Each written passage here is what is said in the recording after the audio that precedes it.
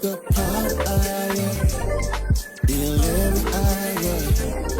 Tune in to your history. You know it ain't no mystery. Power Hour, 11 hour.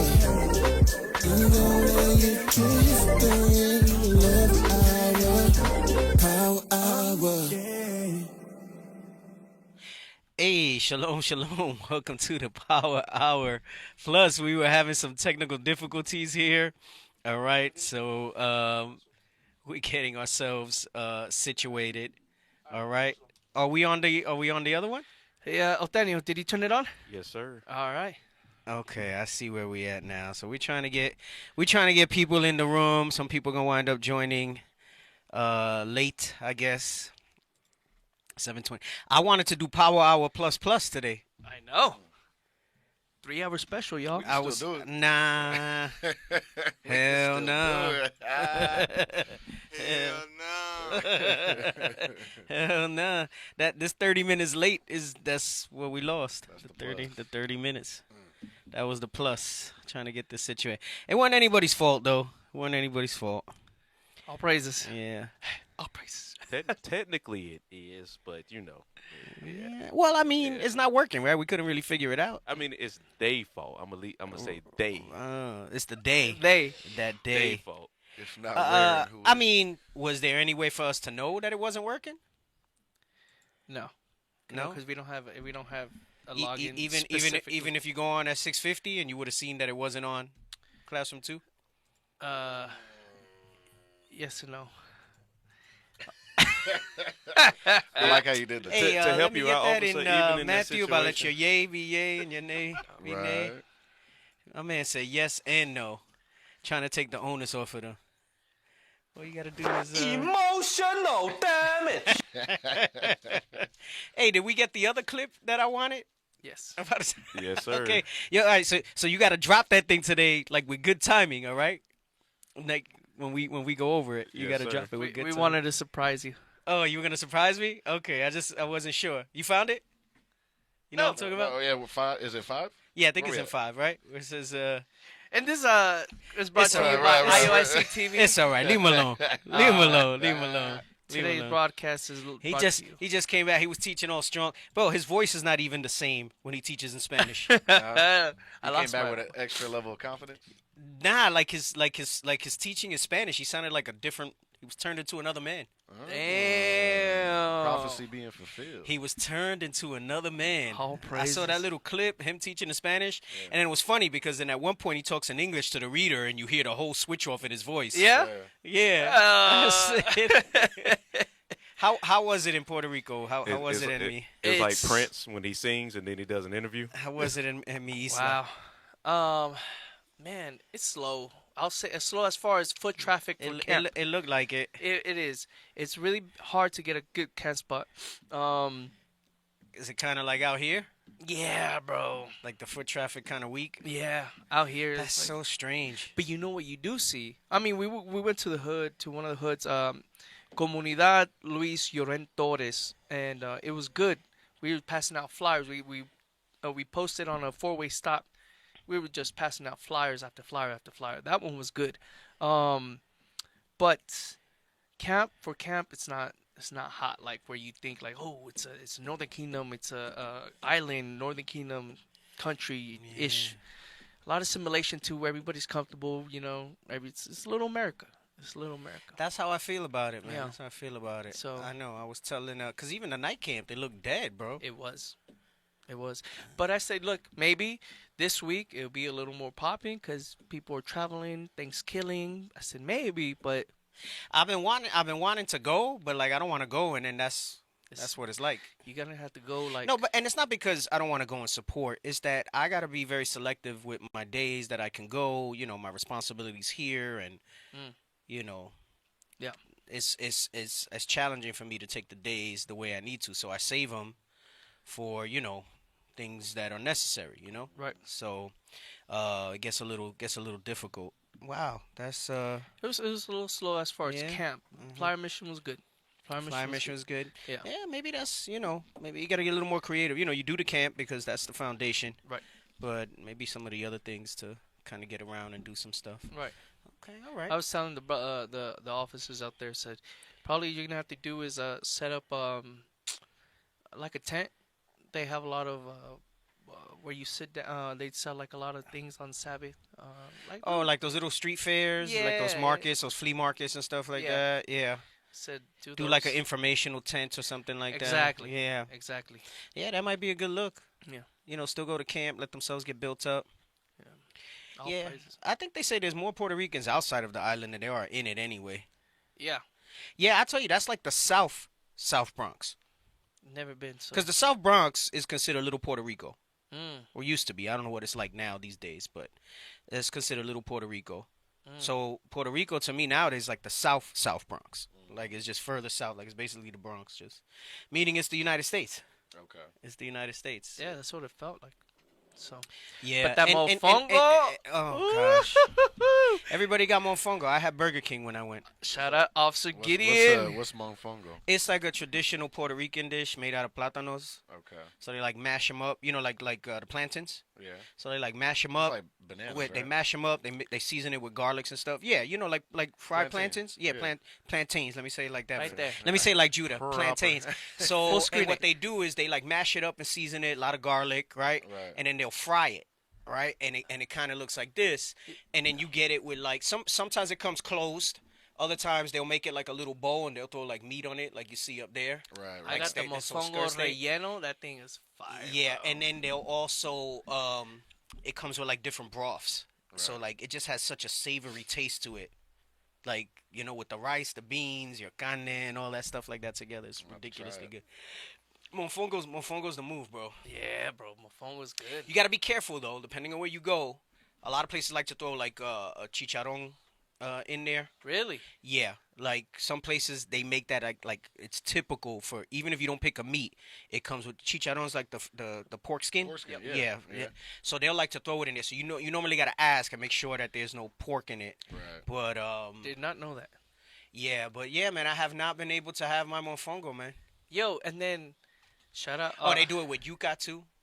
Real good, real good. That you can do mofongo de yuca, which cassava. I don't know what your cassava is. Yeah, it's a plant. Yeah, it's like a root vegetable. It's white. Yeah. Yeah, it has like a brown skin, real rough brown skin. I've heard of it, but I Yeah, don't. Yeah. yeah. There you go, yuca. I freaking love yuca. That's another thing that you don't get a lot of out here. Yuca's delicious. You can make that thing. You can make yuca mashed potatoes. My favorite is boiled, and then you do like the pickled onions, the red onions, and you do it with like salt, pepper, garlic, and like olive oil on it. Damn. And you just throw that with the rice and beans and whatever. It's delicious, bro. Yo, I'm getting hungry now. Yep. So you enjoyed the mofongo. Yeah. All right. Okay. And that's you know what's who going on made with- it? Who? The ladies that do it. We go to that restaurant, that hole in the wall. They're Simeon. Oh yeah, look, they got creamed yuca. That's like like mashed potato yuca, garlic mashed yuca. Yeah, that third one over on the top looks good. Yeah, you could do yuca Butter up frita. top. Yeah, it's delicious. Damn. Yep. Yeah, you could do French fries. I was gonna say Yuca the French French fries. fries, Yuca yeah. French fries. Yep. All praises. All right, we talking about had some lice with the pickled onion and garlic. Ooh wee. That thing is good. No, Yep. but all praise to the Most High. It was like always an honor to go to Puerto Rico and support the brothers out there. So Praises, all praises. You Good. out there doing your thing. All right, so we'll see what's up. Yeah, we had a viewership is light. it is light. I It's did light. see that. It's light because of the mess up, and we're also on a different thing. No, I'm not hungry. She said Deacon is hungry. I'm actually not hungry at all. But you know, you get a craving for like your food. You know, like your typical. You know. They're comfort food. Yeah. So, you know, you miss it. Anyway, I'm going to jump in. We wanted to do like the plus today because I still got so much information. We're still dealing with, obviously, you see what's going on in the news. IUIC did it big out in Brooklyn at the Barclays Center. And we went out there to bring awareness to our cause, to the Israelites. Bishop Nathaniel did an amazing announcement to the ADL and SPLC today. Basically, if you want to know about us, don't go to third parties. Come to us. Talk to us about it. Talk to us about it. Come to us. Talk to us about it. And because they're going to these third parties and they're getting all types of misinformation, you know, and they can say what they want. I don't like that they're saying we was out there standing for Kyrie. We was out there standing for the Most High, Right. and we were using the fact that the Most High put it in the brother's spirit that he has a platform of millions of people that are listening to bring an awareness to the Valley of Dry Bones, so that the skin could be upon them, right? And that's the impact that has to me. I think about that in Ezekiel with the Valley of Dry Bones, and I think, okay, them saying that, like Ye and Kyrie and others, that brings the identity. Right. And then God's army got to come behind that to show them the repentance, all right? So they're bringing awareness to the be thinking, all right? So we were out there to show people, like, listen, it's not just that you're Israel. You have to understand that with that comes the behaviors that need to go behind that to bring about, the promises that God had promised to us, all right? God's kingdom in the earth, all right? Like you hear in the Lord's Prayer. As it is in heaven, let it be in earth. And that's really what was going on over there. And it's getting some buzz, but we'll talk about that piece in a little bit and all the agenda and the negativity that's coming out behind that. But I wanted to go back and I saw this article. We're going to play the Chappelle clip again from the stand-up. Like a lot. We're going to play the clip. And then we're going to read this article where they tell on themselves. And this article was supposed to be to refute that they run Hollywood. Right. But it actually solidifies that they run Hollywood. Also, I didn't tell you guys, get me the definition of influence from dictionary first, and then you can get the others like Google and Merriam-Webster, and we'll go from there. All right? So let's get the Chappelle clip while you guys do that research in the background. And we're at the part that I had asked about. Yes, 6:30. Yep. All right, listen really good. Listen really good.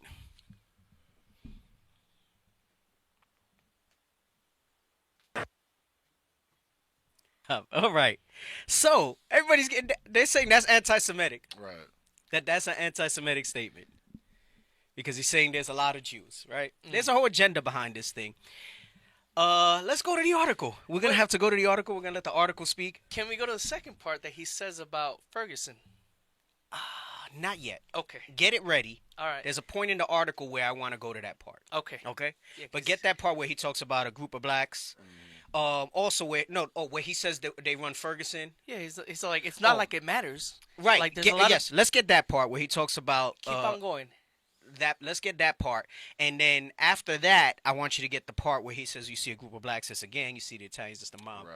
All right? But get the part that Ashaya just said. It should be right after Yeah, this, just right? just keep playing and Yeah, see it what he says. doesn't mean like there's a lot of black people in Ferguson, Missouri. Doesn't mean like we run the place. Uh-huh. So Ferguson, Missouri, that's where the riots happened. Yes. With who was the brother?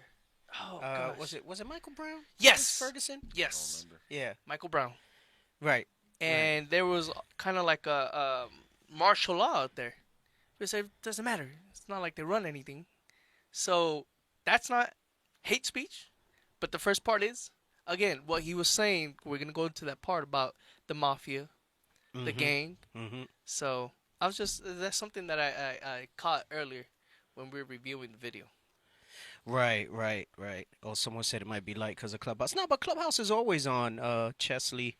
Clubhouse is always on. I think it's just we had like that big delay, and people are used to seeing us on In the Classroom 2, and we popped up on In the Classroom 1, and then we didn't have the queue in.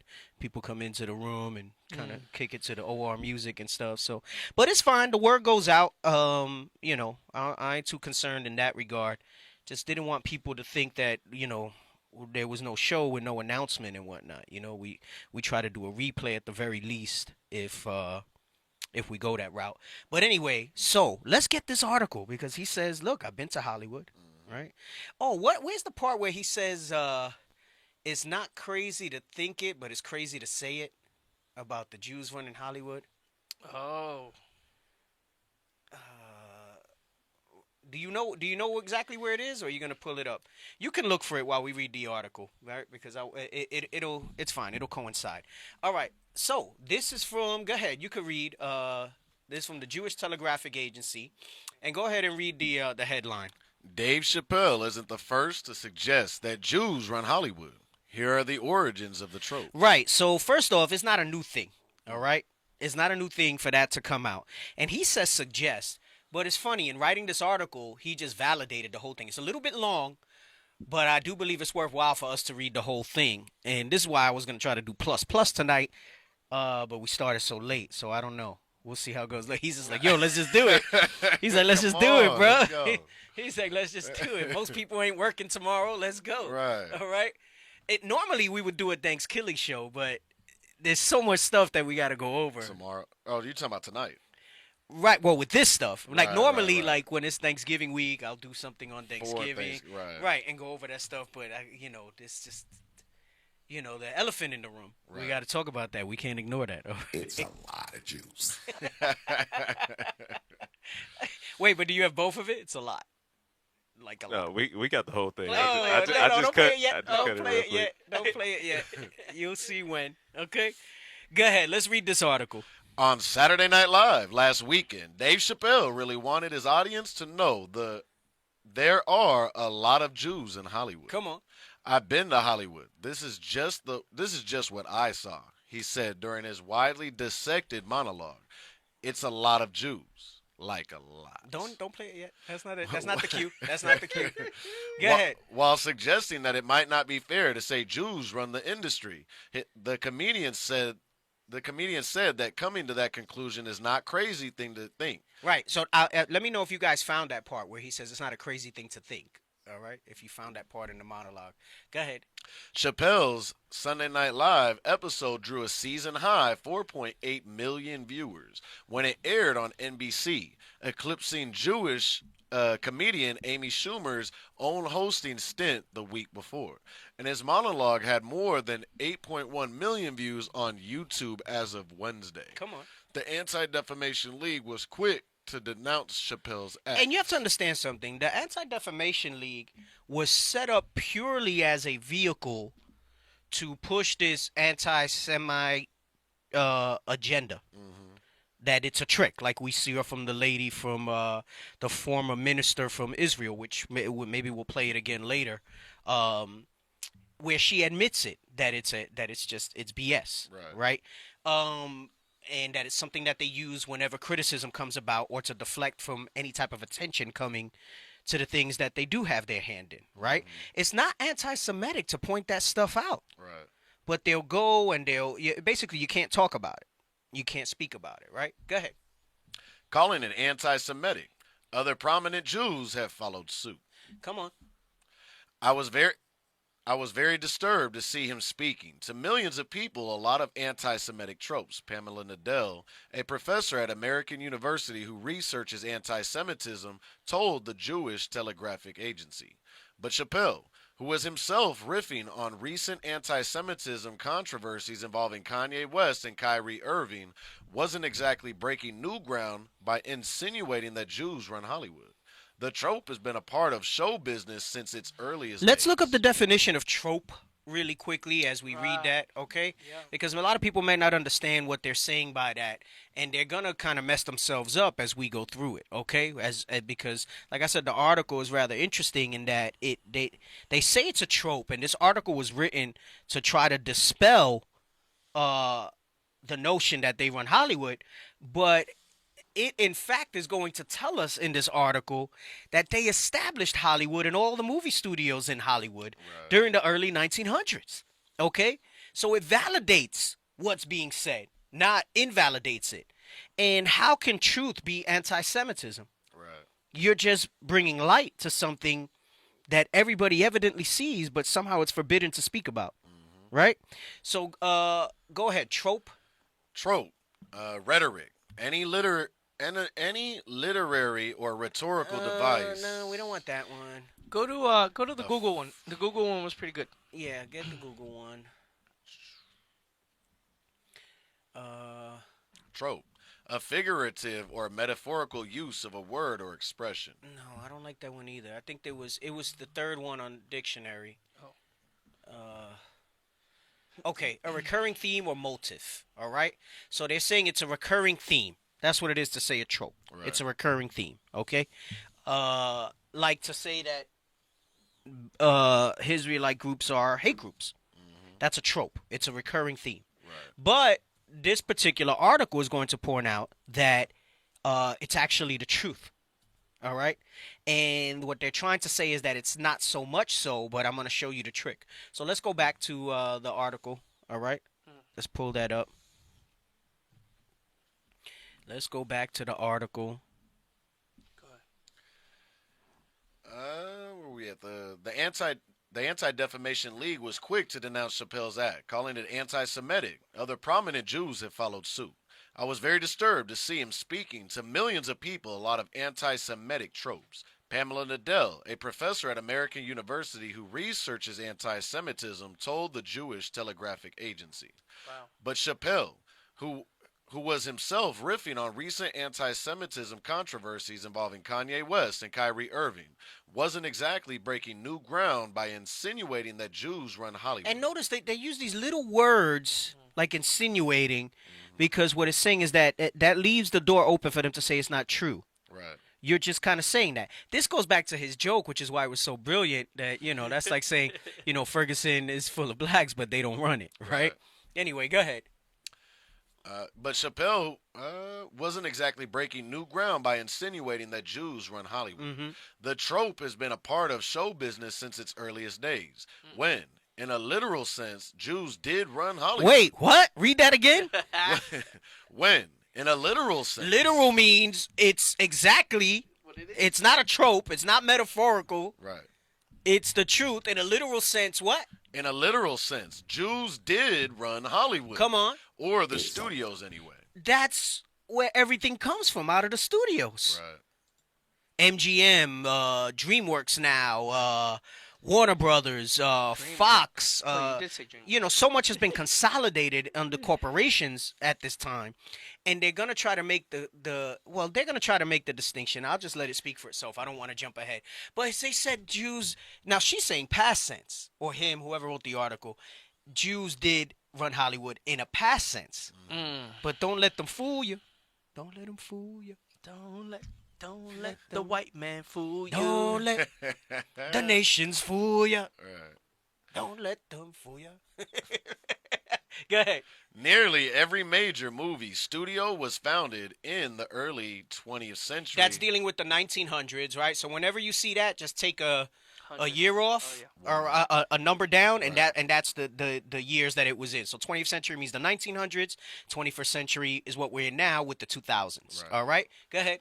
20th century by a group of first-generation secular Jews who immigrated to the United States from Eastern Europe. So it says they founded she says nearly every. She says they founded nearly every major movie studio was founded by secular Jews. So why is that a trope? Why is that anti-Semitic for that to be said? Go ahead, play it. It's a lot of Jews. Like a lot. Somebody had put in the comments we got to make that as a soundbite, so we made it a soundbite. All praises to the Most High for that suggestion. Right? Go ahead, read on. Carl Laemmle whatever it is. Universal Studios. Universal Studios. Right. They have the theme park. Right. A Jew. Go ahead. Universal- Jewish. Let me say that. Go ahead. Ish people. Adolf Zakor, Paramount. Paramount. You got Paramount Plus. Right. Right? Yeah, that's how we know it today.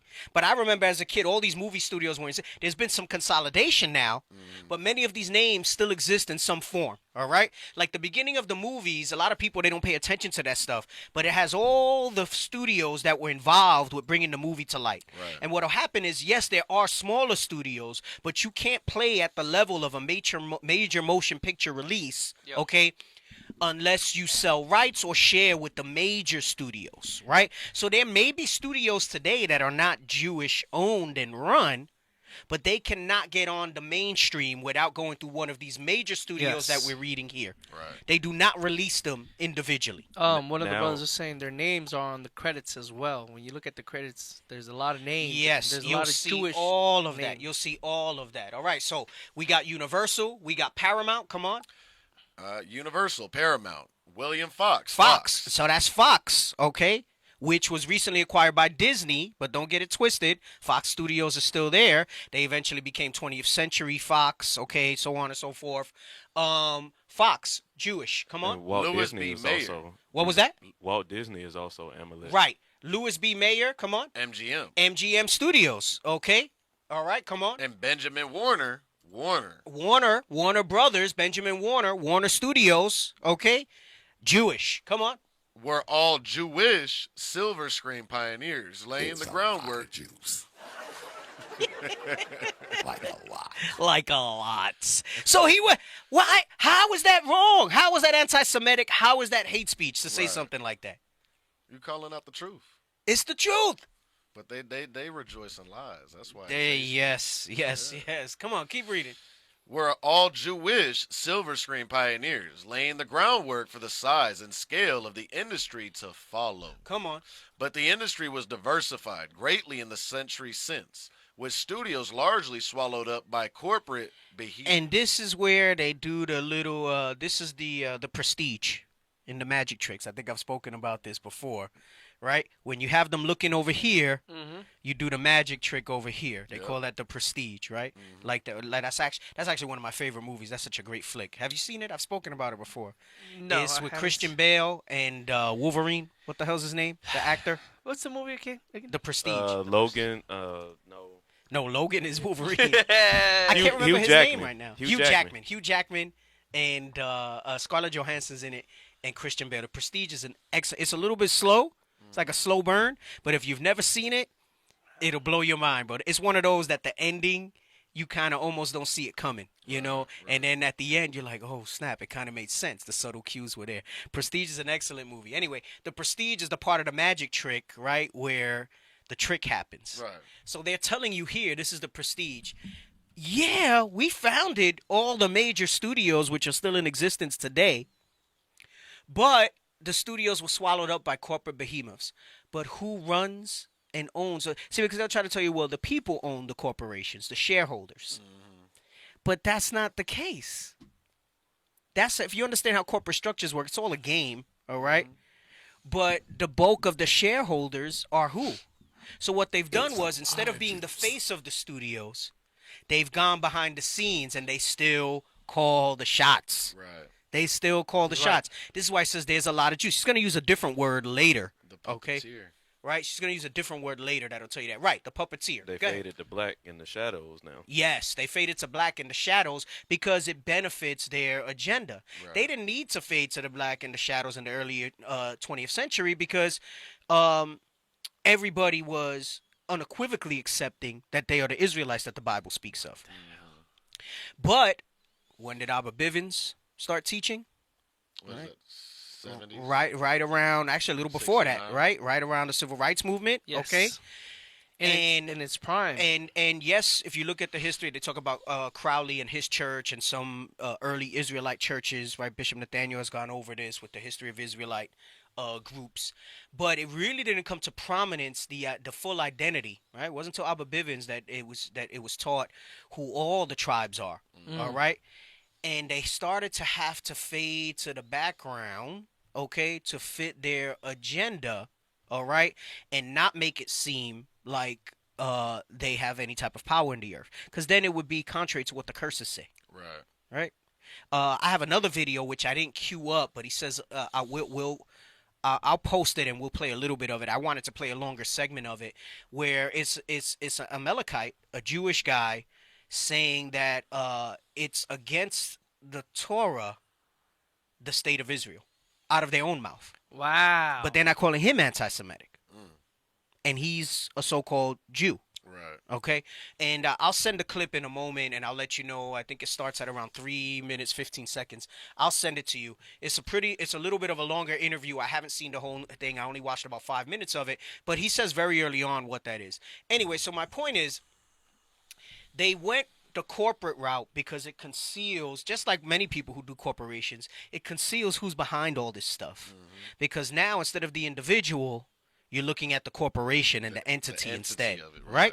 And that's what corporations really are for. You get tax benefits with corporations. You're taxed differently. There's different write-offs and things like that. And as well, it creates layers of protection and somewhat anonymity as to who's behind these things. It helps you mitigate risk. Yes, that's exactly what it is. All right.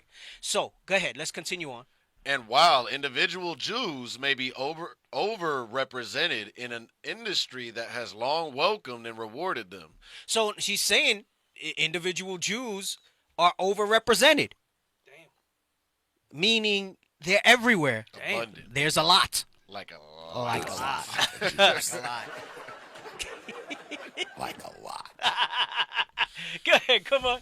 And while individual Jews may be overrepresented in an industry that has long welcomed and rewarded them, the rhetorical danger, Nadel said, comes in conflating a large Jewish presence in an industry with ownership and control of that industry. Why is that? Why is that a danger? Why is that a rhetorical danger? It's not. It's just the truth. Come on. Jews remain active in Hollywood in a variety of roles, but it would be impossible to say that they run Hollywood, that they own Hollywood. That doesn't make any sense, that statement. If they're the bulk of it, that's why his joke was so brilliant about it's a whole bunch of blacks in Ferguson, right? But they don't run it, right? Right. Doesn't mean anything. Doesn't it's not mean like anything. They run it. It's not like they run it, right? And this is the thing that he's saying, that he's bringing out there, right? And why is it that you can say all these things about everything else? Later on, I don't know if it's in this article or the other one I have. Just remind me of the order that I had things as I bring it up so that we can go through it. Because I had my thoughts earlier. I was like all amped up, and then I got like all tired. So we'll see how it flows now. I had a vision of how I want it to flow. Right. So I got to see if it flows that way, though. The Spirit's going to move. We'll see. Come on. Whenever the Jews enter into any kind of position where they might have influence over people who are not Jewish, then all of a sudden it's seen as some kind of conspiracy. Right. So here's the key word that she says. She says it's impossible to say that they run Hollywood. But then she says when they enter into any kind of position where they might have influence. All right? Who are people who are not then all of a sudden seen as some kind of conspiracy. Look up influence. I want the one from dictionary first. And then I'll see what the others say. Because in one line she says they don't run it. Right. And in the other she says they have influence. Mm-hmm. Okay. Read the first one. The capacity or power. Wait, the what? The capacity or power The power. Influence is the power of persons or things to be a compelling force on or produce effects on the actions, behavior, opinions, etc. of others. So she says they don't run it, but then she says they maintain influence. Right. I don't know. That sounds like, when Ye started speaking out, and then they started cutting him off left and right from music, banks, TV. Right. And they're going to say, well, we Clothing. don't own these companies, but they have influence, which is the capacity or the power of persons or things to be a compelling force and produce effects. All right? Read the sentence that it uses. He used family Or influence you could say Jewish influence, come on, to get the contract. or to cancel the contract, Yeah. or to cancel the deals. If it's blacks, it's a gang. Right, If I it's was gonna Italians, say, she literally just confirmed that joke. if it's Italians, Read it's a the mafia. second one. The action or process of producing effects on the actions, behavior, opinions, etc. of another or other. Is the action or the process of so influence. This is what I'm saying. They use these words, and a lot of us kind of just Glaze get over lulled it. to sleep and glaze over it. Right. This is why the title is it's evident truths to blind eyes. Because why? They want to force that blindness on us. Right. And then you got so many knuckleheads just coming out with this nonsense, right? And it's funny because, excuse me, I'll show the double standard in a moment. When they put out tropes and lies about us, about Israelites, nobody questions them. Mm-hmm. Nobody says that that's anti-Semitic, or if you don't want to believe that we're Semitic, nobody says that that's anti-black or anti-Israelite or whatever it is, right? They just take it as truths. but they're not truths. There's no evidence behind it. But here you have actual truths that we're reading from them out of their own mouth, all right? And people say, no, that's wrong. What you're saying is not right, and it's anti-Semitic to say that. And it's funny because and it's funny because you look at the clip that we've been showing over the past weeks of the former Israeli minister, Right. and she says, you know, they have power and influence. Can we get that part ready? All right, where she says they have power and influence. I just play the whole damn clip from the beginning. It's not a long clip, but because remember, we just read. First, get the article. I'm sorry, I know I'm having you jump around. First, get the article. Read that part again about.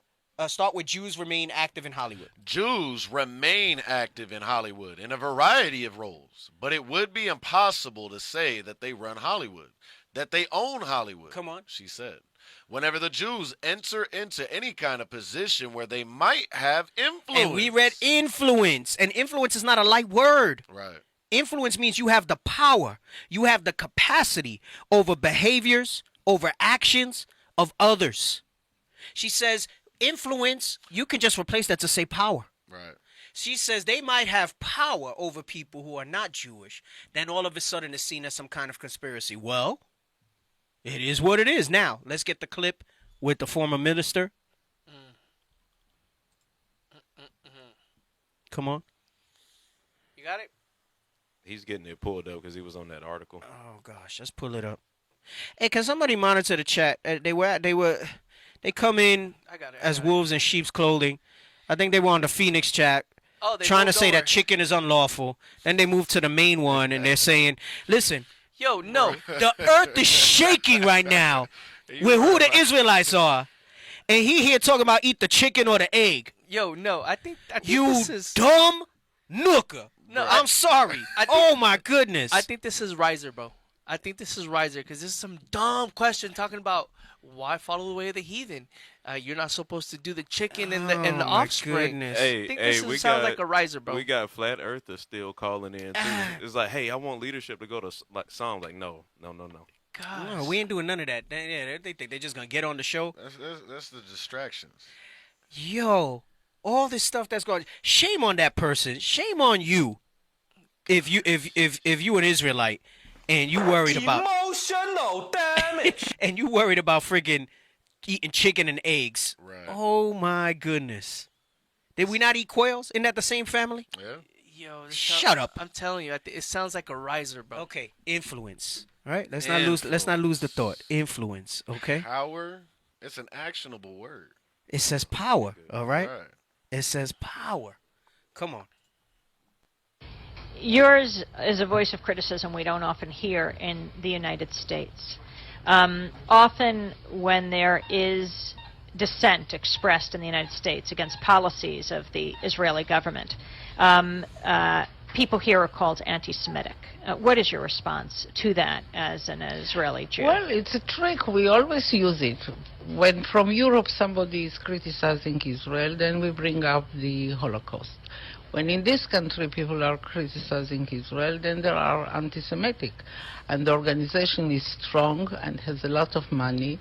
And the ties between Israel and the American Jewish establishment are very strong, and they are strong in this country. As you know, they have power, which is Stop. okay. Stop. She said they have power. Right. She said the ties, they're strong and they have power. That's the influence. Right. This is why we were talking about the typecasting. Remember when we Yes. were talking about that it was good to see, you know, the brother in a different type of role, but then again, Yes. they always put him in typecast type of roles and things like that. This is why the whole agenda is the way it is, where the image that's put out is not the image of the black, it's the image of the white people, of the Caucasians, of the Edomite race, right? And it has to do with the power and influence that they have. Let's finish up what she's saying there. Let's see what she says. As you know, they have power, which it's okay. They are talented people, and they have power, money, and media, and other things. Stop. Power, Media and other media. things. They have power, they have money, media, and other things. Come on. And they have power, money, and media, and other things. and their attitude is Israel my country, right or wrong, the identification. And they are not ready to hear criticism. So stop. And That's all I wanted on that. So let's go back to the article. Read that part about influence again.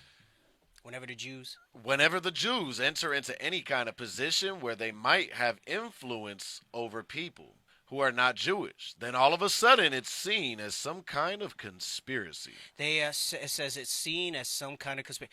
It's the truth. Right. It's not a conspiracy. She's saying it without saying it. Come on. Conspiracy theories dog Jews in Hollywood from the industry beginning. Because so many Jews. And to call something a conspiracy theory, that term was created to discredit anything that can be considered truth. Yep. Right. Like what she said, we're not ready to hear criticism Right. against the Jews. Right. No, let's call it Right. conspiracy theory. Right. That falls under the crafty counsel that you read about, right? And the things that they came up with to manipulate how we view things and how the masses move, to the point where I'm going to show you the idiocracy, the idiocy of not just Edomites but of our own people in the comments that they were making after they saw our brothers blitzing the Brooklyn in the Barclays Center. Come on. Conspiracy theories dog Jews in Hollywood from the industry's beginning, because so many Jews were in control in Hollywood in its early years. Joseph Breen, who for decades ran the industry's production code office and tried to make movies palatable to Catholic morality groups, blamed the Jews for sneaking sex, violence, and moral depravity into the movie. Meaning they had an agenda to push out all the nonsense that you see in movies now. That's sin. Right. Yeah. They wanted to push the sin out because they knew that it would keep us in sin by extension. Right. All right. Remember, sin has no effect on them, but it has an extremely detrimental effect to our people. Yes. Right. Because we're under those judgments. Right. I mean, they're under certain judgments to an extent, but go ahead. But their rise to the top of the still young motion picture industry wasn't because they were part of some secretive cabal. It's because historians say Hollywood provided a low barrier to entry for enterprising businessmen and was lacking the anti-Semitic guardrails of more established industries. And that's BS, because when you look at all the other industries like the banking and everything else, there was no guardrails in those things. All right. You look at there was a series that came out on the History Channel some years back. I was still in New York, so you're probably talking about at least 6, if not 7, 8 years ago, and it was called, I think, The Men Who Built America, and it went over like Andrew Carnegie, all right, and the like. It went over which was U.S. Steel. So he was the one that built a lot of the construction and stuff like that. It went over the founders of J.P. Morgan Chase. It went over, I forgot who the guy who was the shipping magnate, the railroad magnate during that time. And when they made all their monies and maintained their influence since then, you talk about that rat race, that graphic of that YouTube that we saw where they got this head start, and then when we finally get to start running, we have all these obstacles in the way that prevents it from ever being equal. It was all outsizedly Jewish influenced. So there was no guardrails that they speak about when they bring that up. So they're trying to say that and contrary, we just heard from the former minister of Israel, one of the former ministers of Israel, that she said they have influence over the media and other things. It was some secretive cabal. All right, can we get that in Psalms 83 real quick? Start at verse 2 and get right to the point. Right, the Rockefellers. I don't know if anybody took a look at that show.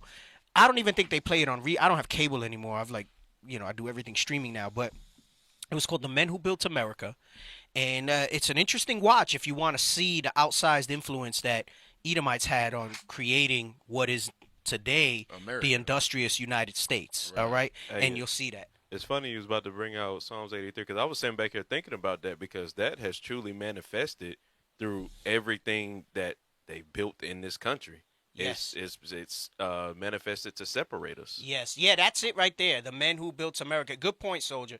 The Men Who Built America. Go to the episode thing, and we could just run down a little bit of the episodes. Anybody who just wants to pick up on a little bit of just history Right that validates stuff that you see here. So you'll see the summary. So episode 1 deals with John D. Rockefeller, and he started. It says the Vanderbilts. That's who it was. The Vanderbilts. All right. So the Vanderbilts were the ones that did the railroads, and then Rockefeller got into oil first. All right. I forgot what it was called, the oil company. And today, what it's called, how it's still in existence Halliburton? today. No, it's not Halliburton. I know that's a big And one. then Andrew Carnegie comes into it, right? And Tom Scott. All of these, they'll try to tell you they're not Jews. Like, for example, Fox is not a Jew name, but they would change their names to not have the stigma of having a Jewish-sounding name, Right. right? Blood is spilled. Carnegie hires Henry Frick to give him an advantage over. So it talks about how they were like warring against each other during these eras, right? But what's left out in this is that you got to realize that this was all done under the backdrop of slavery and oppression of our people, as they basically took and built these things up. Then it goes into Carnegie and Rockefeller, J.P. Morgan, Edison, even, right? Edison was a Jew, I believe they say, right? So-called Jewish. Then you got you got the Vanderbilts, you got the Rockefellers, you got the Carnegies, you got the Morgans, all right? And it says they all wound up, they unite in a bid to buy the White House by striking a lucrative deal with Ohio. And it talks how they tried to get in government. That's a lot of influence. Bro, it's a lot of influence. Standard Oil, that's it. Standard Oil. Thank you, Reed. That's the name of it. Standard Oil. Standard Oil. Yep. told you, Be see. quiet, bro. I told you, see, that was my second. Right. Levi jeans. Right. Levi. Damn, but I love my Levi's, though. Them some good jeans, boy. They'll last a lifetime, To right? this day. Yeah, Theodore Roosevelt, William McKinley, Rockefeller Standard Oil is the first company to be crushed by Roosevelt. So, very interesting series. I might watch it again just to, now that I see it up there. Where is this set? It's probably online. It's a History Channel docuseries, I Oh, think. okay. I don't know if it's on YouTube or whatever. Where does it say watch show? What does it say when you click on that? Where can it be Prime. watched? Ooh, Prime Video. It's free on Prime Hulu. Video. Okay. It's going Roku. down. Okay. It might be on Hulu. All right.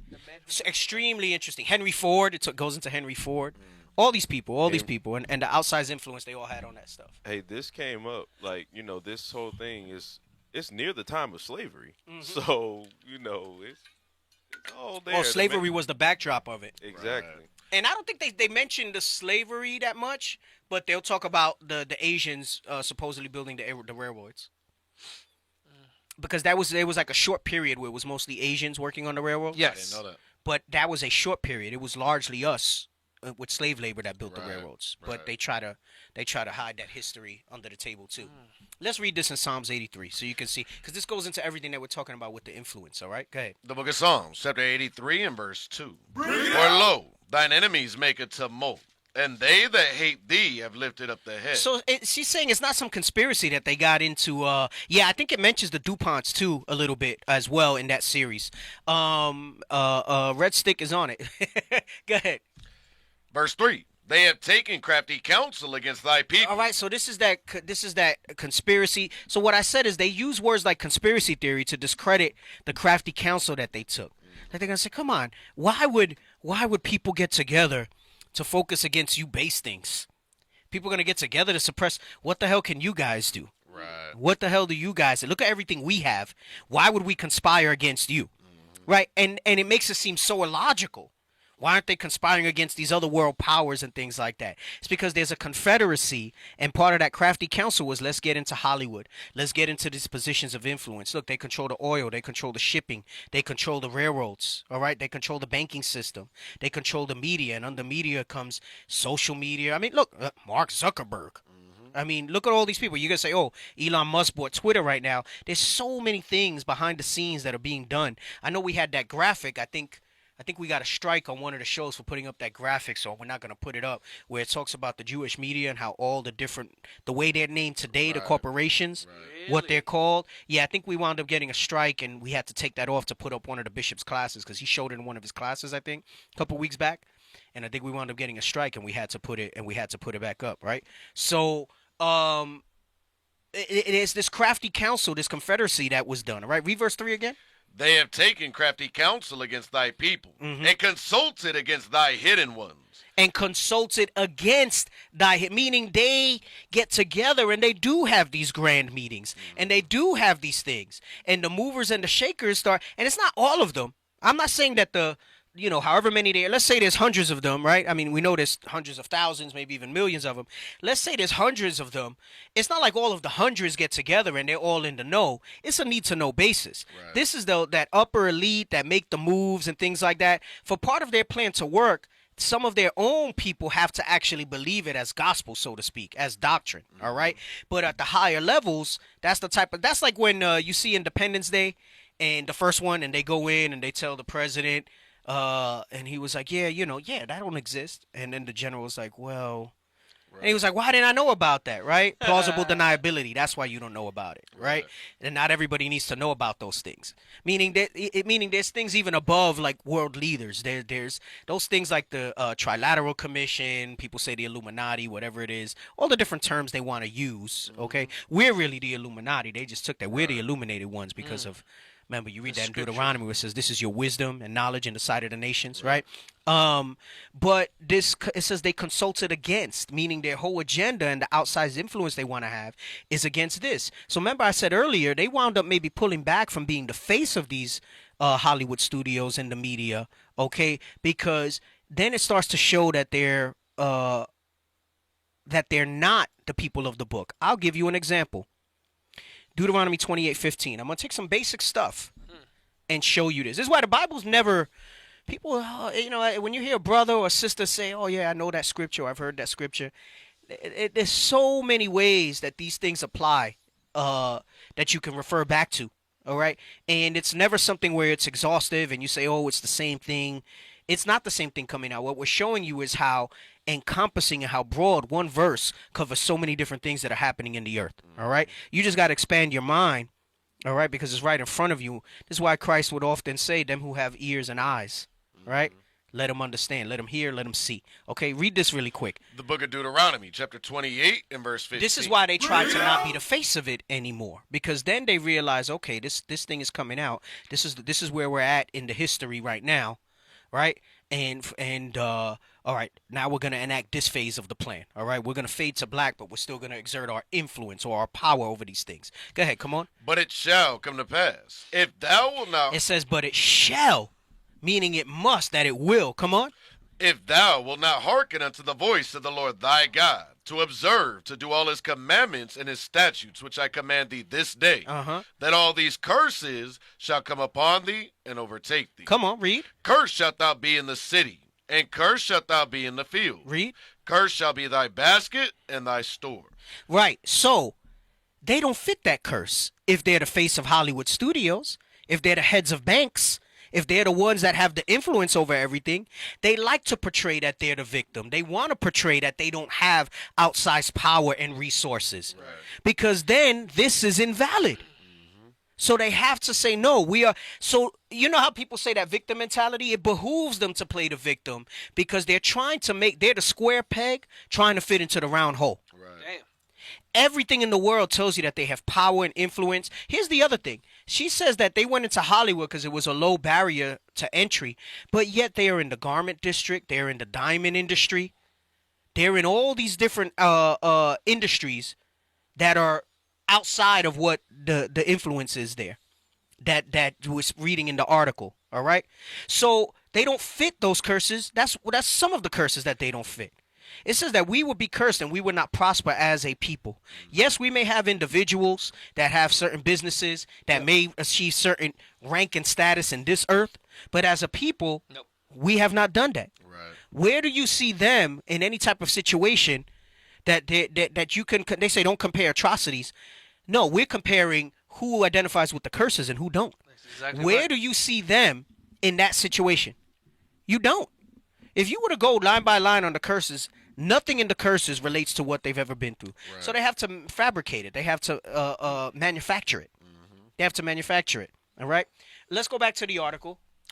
There were no social barriers. There were no social barriers in a business as new and faintly disreputable as the movies were in the early years of the 20th century. Historian Neil Gabler writes in his landmark 1988 book, An Empire of Their Own, how the Jews invented Hollywood. They got a whole damn book that shows that they invented Hollywood. Bruh. She quotes the book. Hell no. Oh my goodness. This is why I'm saying this is evident truths. Right. Is that anti-Semitism or is it bringing light to darkness? Right. That's a heavy title. That's a heavy title.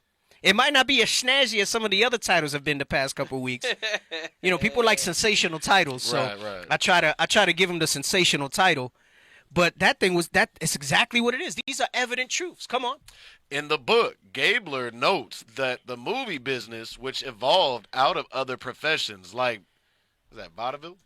Vaudeville. Vaudeville and the garment industry, where Jews had already found a toehold, lacked the impediments imposed by loftier professions and more firmly entrenched businesses to keep Jews and other undesirables out. But yet somehow they're in all of these things. Go ahead, come on. As such, Jews, particularly recent immigrants, were able to thrive in show business. So they're basically trying to make an excuse as to why they run Hollywood. But it's not that. It was that they consulted against the real Israelites, like you read in Psalms 83. Come on. were able to thrive in show business in a way they couldn't in most other industries. Once they were in, family ties or other general phenomenon and affinity groups often led to the Affinity groups. An affinity means you have a love, a desire. Your goals are aligned. You have an affinity towards it, right? So like you could say, oh, I have an affinity towards nature, right? Like if you like greenery and animals and things like that, right? It means you feel connected to that. That goes into the other nations that you read in Psalms 83, where it says they were confederate. All right, you can replace affinity with confederate, meaning it was in all their best interest that the real Israelites would be hidden and our history erased. Okay, it was in all their best interest. Come on. where we at? Often led them I don't see it. where the blue is. Okay. Often led to them elevating other Jews in the industry. For example, prolific Jewish producer David O. Selznick, whose credits include Gone with the Wind, Rebecca, a huge string of other hits in the 1930s and 40s, spent many years at MGM, run by his father-in-law, Louis B. Mayer. Come on. Areas like the film, garment, and publishing industries were attractive to Jews. So look at what they're saying. That's all media. It wasn't just film. Publishing industries, dealing with books and newspapers of the time. Come on. Nadell said, because there were so many other sectors of the economy where they were barred. That's not true, though, because they're in every sector. Come on. But in exchange, Hollywood's prominent Jews had to effectively extinguish their Jewishness. Yearning to assimilate into American society, the Jews who ran these studios were beset on all sides by anti-Semitic invective. First from Christian groups like the Legion of Decency, and then by anti-communist groups, both of whom accused Hollywood's Jews of conspiring to undermine American society with their loose morals. Come on, read on. As such, the Jewish studio heads largely refrained from making any movies about Jewish themes. And that's a lie, too, because how many freaking movies do they have? And then they talk about not having an outsized influence in other areas. We were just speaking last week how we had to read Night, Anne Frank, Helen Keller, Right. all right, List. Schindler's List, The Pianist, all these different things that they would put out. We were just talking about that. It's taught in schools. Right. Somebody was telling me, oh man, the young sister. Oh my gosh, I can't. I always get From where? What? the one with the glasses here. Oh my gosh, she's gonna be so mad that I forgot her name. I forgot which house she from. Hannah? Is it Hannah, the one with the glasses? You got Coloria's Colorado's daughter. daughter. That's Coloria's daughter, Hannah. No, no, you got Coloria's daughter. And you then you have Raphael's- Ezekiel's daughter. It's two of them Raphael's that daughter. they're always so pleasant. I think but one has glasses and the other one. They I think both one got glasses. one is Ezekiel's daughter. Hannah has glasses, right? They both got glasses. Oh Yeah. gosh. Hannah's the slimmer one. Hannah's the light skinned one. The light skin. Okay, so Hannah comes Hannah. up to me, Sister Hannah, and she says, I was watching the Power Hour and I was listening to how you talking about in school. She goes, they did a whole thing about the Holocaust in school and stuff like that. She says, supposedly we're supposed to talk about slavery like in the coming weeks. I say, hey, let me know how they try to teach that now and see what it's like. And she said they like go over that stuff. So she was like, it's still like it's part of the curriculum. They make sure that it's taught. Like they indoctrinate you with that sort of thing, right? There was a movie, I remember this in Disney Channel when I was growing up and watching Disney Channel, about there's this guy, a Judite brother, playing basketball, and whoever knows this, and then he had to, he was living off his van, and then, he had to play with Jewish people. Oh, gosh, and so they make you feel like, oh, dang, look, black people, the Jewish helped him, and, bro, I forgot. Well, they always got to put them there, like even in 12 Years a Slave, right? Like I think was it Brad Pitt's character that wound up helping him get some freedom or something like that. Yeah, did you watch that 12 Years a Slave? Oh, you got to watch that, bro. You got to check that thing out. Yeah. Anyway, come on, let's go back to this. As such, the Jewish studio heads largely refrained from making any movies about Jewish themes or snuffing out anti-Semitic content even within their own films, or otherwise exerting their influence in any obviously Jewish way. Even as many of the golden era of Hollywood's most acclaimed writers and directors, Herman Mankiewicz, Ernst Lubitsch,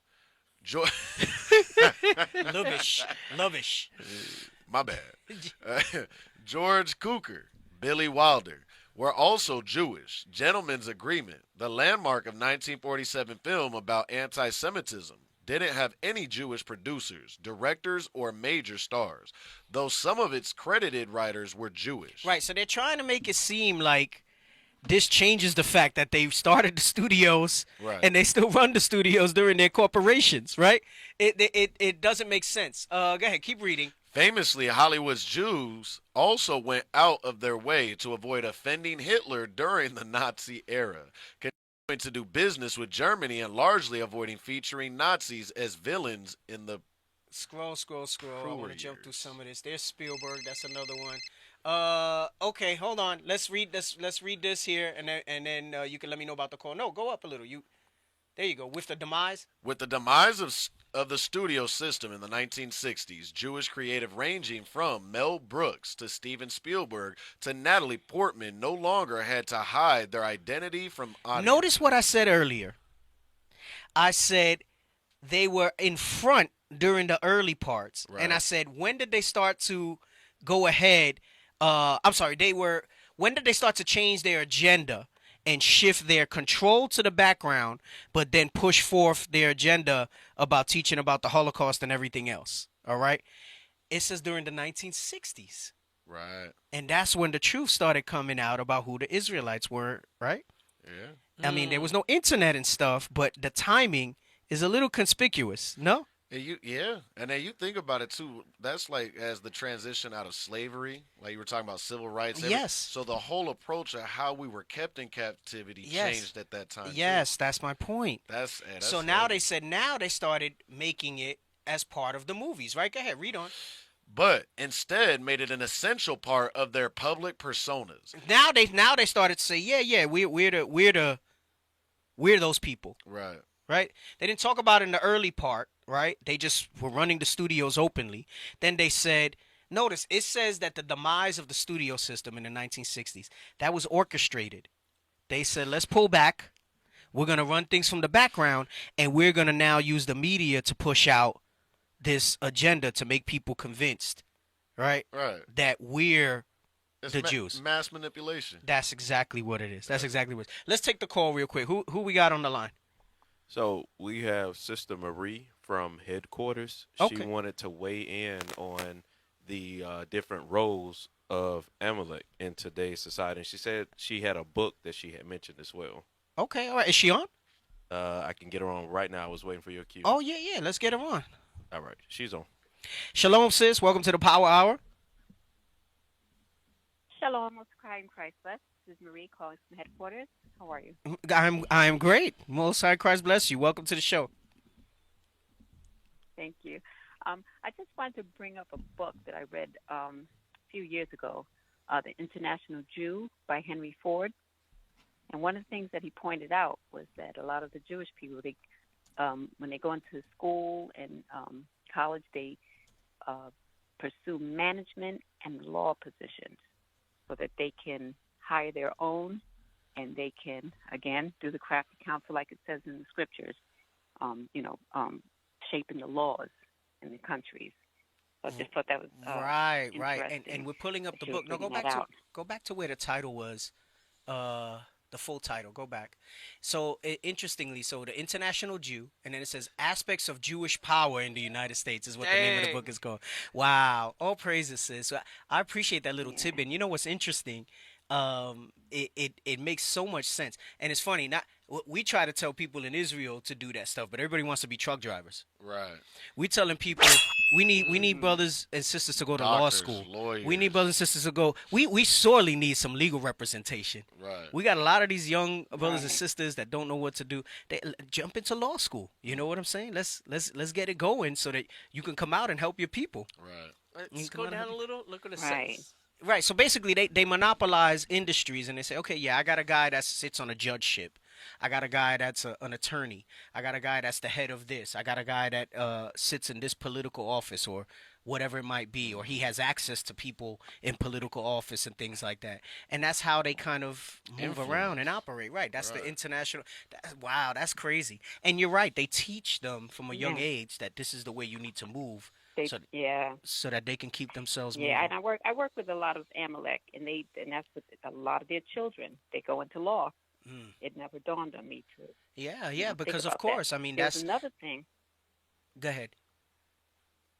Oh no, I was going to say another thing. I was just reading today about the ADL.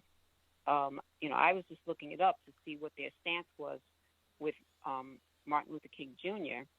And of course, they turned out they were spying on Martin Luther King Jr. for J. Edgar Hoover and the FBI. Mm-hmm. And the document, it was more than that. They were into some international spy ring with Israel and some other countries. So I'm kind of surprised that the organization still lasted even after they were investigated and all of the spy rings that they had going on. But here they are; they're still around. Yeah, well, it goes But, it goes into what you just brought out, because they've put people in positions that when they run into trouble, they're able to help them get out of those things. So it's basically, they say it's a conspiracy theory, but it's a big confederacy that they have, that they're able to say, hey, okay, we don't got to worry about this. Before they execute a plan, they have meetings and they say, okay, well, if this comes up or we get litigated this way, who do we have here? Who do we have there? Oh, we got this guy. This is my, third cousin twice removed. He's a judge in this county. We got this guy that owns this law firm. We got this guy that sits in this office, right? You saw that too, not with so much Jewish people. You saw that in the movie Casino.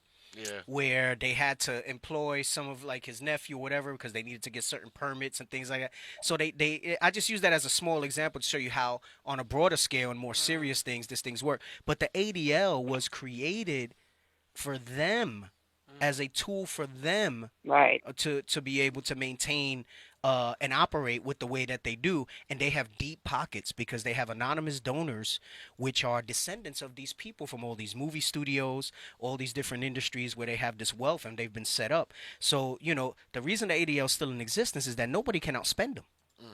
Hey, They'll D, tie you up in court and in litigation and they can't outspend you. and imagine what the celebrities that we could have that same thing set up if we could get on one mind, one accord as a people, anonymous donors, rather than giving your money to them. Well, that's just it, though. And I mean, I think that's what we're trying to maybe help encourage as some of these people that have the influence and the resources to do so. We would love to go ahead and put that type of thing out and create some organization that's like the ADL before Israelites and to speak up for our people and advocate for that. But that there's a lot of hoops you got to jump through. I mean, look, case in point, Candace Owens just tried to start this bank, and thank you for the call, sis. We appreciate the heads up. Look You're welcome. Most High in Christ bless you. Look at Most High in Christ bless. it was called Glorify Bank or something, and they were trying to charter a bank that basically wouldn't shut you down for free speech and things like that, and they were not able to get it off the ground. Why is that? They didn't go into a lot of details, but they just announced, I think this week, if you look it up, Glorified Bank, they basically said they're not moving forward after 3 months trying to get chartered. So things happen, stuff came up, and Wow. Yep. Let's go back. I know we're moving at a little bit of slower pace with this article, but I feel I didn't just want to pick certain parts of this article because I think the whole thing is pretty heavy, Well, and we'll pick up a little steam. Guess what? As we go on. What's up? I just purchased the book An Empire of Their Own, How the Jews Invented Hollywood. Oh, you just purchased it. Yes. You're gonna go through it. You're gonna try to bring it out. You're gonna try to bring it out. I just purchased it. Okay, all right. All praises to the Most High. Go ahead. Let's go back to this. All right, and we can speed up the reading just a little bit. I'll stop you as we need to go. Yes, sir. What, you looking for something? No, I'm trying to write down the name of what you just gave me. Okay. Oh, wait, what did I just give you? Oh, his book. Glorified Glorified Bank. Oh, Glorify. I'm about to research. Yeah, it. I think it's GLORIFY R-I-F-Y. or FI It's on the something. screen. Yeah, that's it. Glorify. Anti-woke bank. See how the media anti-woke bank shuts down after less than 3 months, and it goes into a little bit. And Candace Owens was one of the founders of it. They had Edom in the mix, but it didn't fit their agenda, right? So they no. Yeah, right? pump it, the brakes. Pump the brakes. That's exactly it. I knew I don't know if he was Ephraim or Simeon. When I used to work in banking, probably in the late 2000s, all right?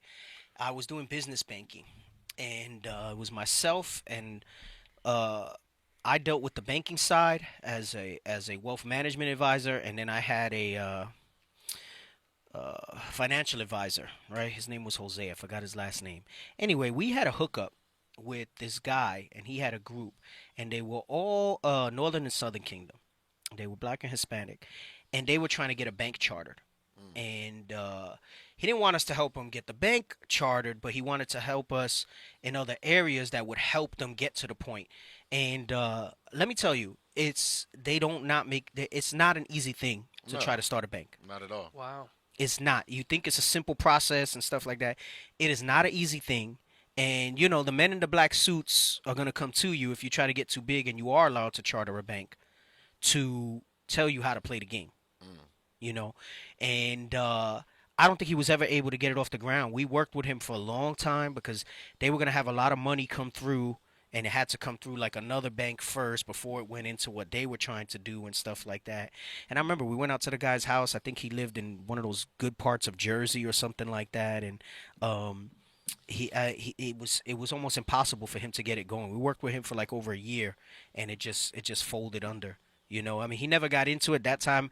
I was very early in the truth, so I wasn't, where my awareness is now. Understand it, right. But I thought of it now as we're talking about that, and I remember it was hard for him to get it going too. So anyway, let's go back to this. Wild. With the demise, let's read that again. With the demise of the studio system in the 1960s, Jewish creatives ranging from Mel Brooks to Steven Spielberg to Natalie Portman no longer had to hide their identity from audiences, but instead made it an essential part of their public personas. Earlier this week, in a New York Times interview, Spielberg acknowledged that Hollywood was a welcoming place for Jews when he arrived as a young filmmaker. So you see the contradictions in the article, right? She's saying, no, it's a trope. And then he's saying it was a welcoming place.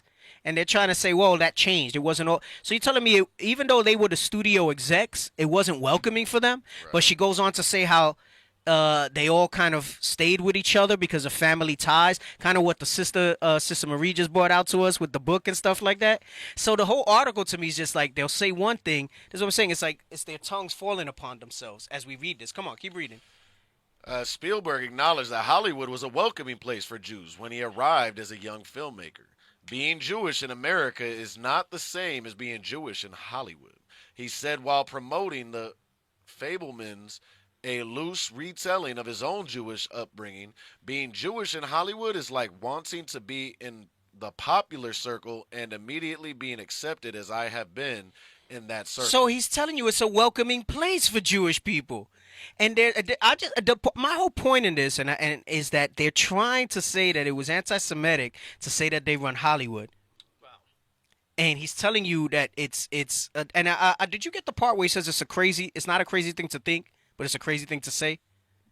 Did you find that part in the Yes. Chappelle clip? Yes. Finish we this got finish it. this paragraph first, and then let's play that. Come on. By a lot of diversity. To be in the popular circle and immediately being accepted as I have been in that circle by a lot of diversity, but also by a lot of people, like a lot, who in fact are Jewish. All right, yeah. Read the next paragraph, and then we'll pull up the clip. Come on. Still, such ethnic affinity has often been deemed conspiratorial. Hollywood is run by Jews and owned by Jews. It is. Come on. It's a lot of juice. That's a lot of juice. Marlon Brando declared in a 1996 interview with Larry King, further claiming that Jewish studio executives prevented anti-Semitic stereotypes from being depicted on screen. So It's just like what the you lady can said. have all the Medea movies. You can have all the stereotypical, and there's a few Northern Kingdom ones. It's just not as prevalent because they won't let us in the studios like that. But you can have all these anti-Semitic aids. Remember I said Denzel finally won an Oscar for what? For Training Day. Playing a crooked Damn. nooka cop. Yep. Right. You know what I'm saying? No morality. No morality. That's okay. But he had done such amazing roles prior to that, and he ain't win an Oscar for something a little more worthy. Right. You know? And you see it on and on and on. That's that stereotypes. That's that typecast sort of thing. All right? Go ahead. Keep reading this. All right? Owned by Jews, Marlon Brando declared in a 1996 interview with Larry King, further claiming that Jewish studio executives prevented anti-Semitic stereotypes. So they won't show things with anti-Semitic stereotypes, but they'll show things with black stereotypes, with Hispanic stereotypes, with even Native American stereotypes. Because all those John Wayne flicks and everything, how did they display the Indians? Right. Right? Very stereotypical. Savages. Savages, they played them dumb. Right. Right? Come on. Prevented anti-Semitic stereotypes from being depicted on screen while allowing stereotypes of every other minority group because that's where you circle the wagons around. That's what Marlon Brando was saying. Remember, he said that's where you circle the wagons around. That's what they would do to try to stop the Indians in those old westerns. They would take their wagons, all right? They're freaking, those were like pirate ships because they were going into the west to take the Indian lands. And they would take those wagons, and that's how they would surround the Indians with their wagons and then shoot them down. That's like a prototypical movie scene from that era, right? He says Hollywood, okay, and he got away with it a little bit. He got a little backlash for it, but he says he was Gad. I don't know how true it was, all right? He had like a whole thing where he had like a Gadite thing. Like if you look it up, Marlon Brando and Native American thing, there was like a whole controversy about it. But they let him get away with it, and he didn't get ostracized as bad, okay? Because he was Edom, right? He was Edom. So it says he basically is telling you the insider secret. They will not portray Jewish stereotypes, but every other minority group, they'll make money off of portraying us in a stereotypical manner. All right. Let's put despite this outburst. Go ahead. Despite this outburst, which prompted intense backlash from Jewish groups, Brando was known for having close relationship with Jews and demonstrating a strong understanding of Jewish theology and culture throughout his life, and apparently spoke Yiddish quite well. See how they covered up for him at the end of it, right? But Chappelle's the devil to them. Ye is the devil, right? If your complexion's not the right color. It's like what you say. It's a sandwich. Right. They sandwiched it, right? Let's play this clip from Chappelle, and then we're going to come back to the article. I know we're spending a lot of time on this article, but it's necessary. Come on.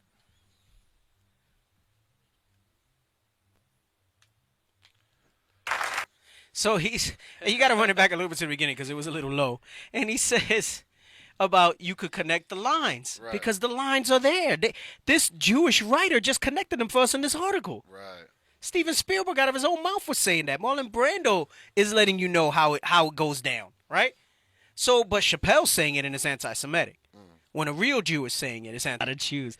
You can think it, but you can't talk about it publicly. Right. It's like an unspoken rule. It's like an unspoken rule. All the secret little things that go on there. I mean, look at Jeffrey Epstein. Gosh, him, bro. Right? Look at the whole conspiracy behind that and that guy, right? And that was pushed under the rug. And that was pushed under the rug. He didn't kill himself, by the way. He was assassinated. Anyway, let's go back to the article. I want to try to get past this so we can get into some of the other material so I can connect my dots here. Go ahead. That's power, man. Bro, that's extreme power. That's real power. Like, it's an unsaid rule that everybody knows, but Yeah. that is power. But you know what's more powerful and they can't hide? This The right here. Bible. That's exactly right. This right here. They're not going to be able to hide this thing right here.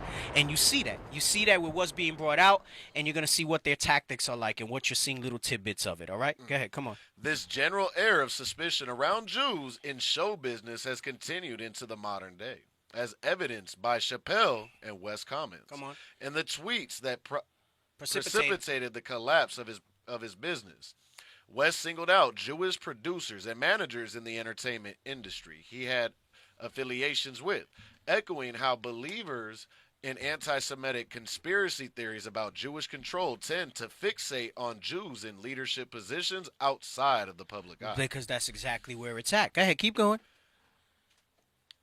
Ignoring the many industry leaders who are not Jewish, such conspiracy theorists tend to focus on successful managers and lawyers in Hollywood who are, including Jeremy Zimmer, Ari Emanuel, Alan Grubman, and Harvey Weinstein, whose decades of sexual abuse, scorched earth targeting of his accusers, and eventual downfall are the subject of the new movie, she said. So she's saying, look, there's other people with influence in Hollywood, but then they'll say, okay, let's focus on the other people like managers and lawyers who are in there.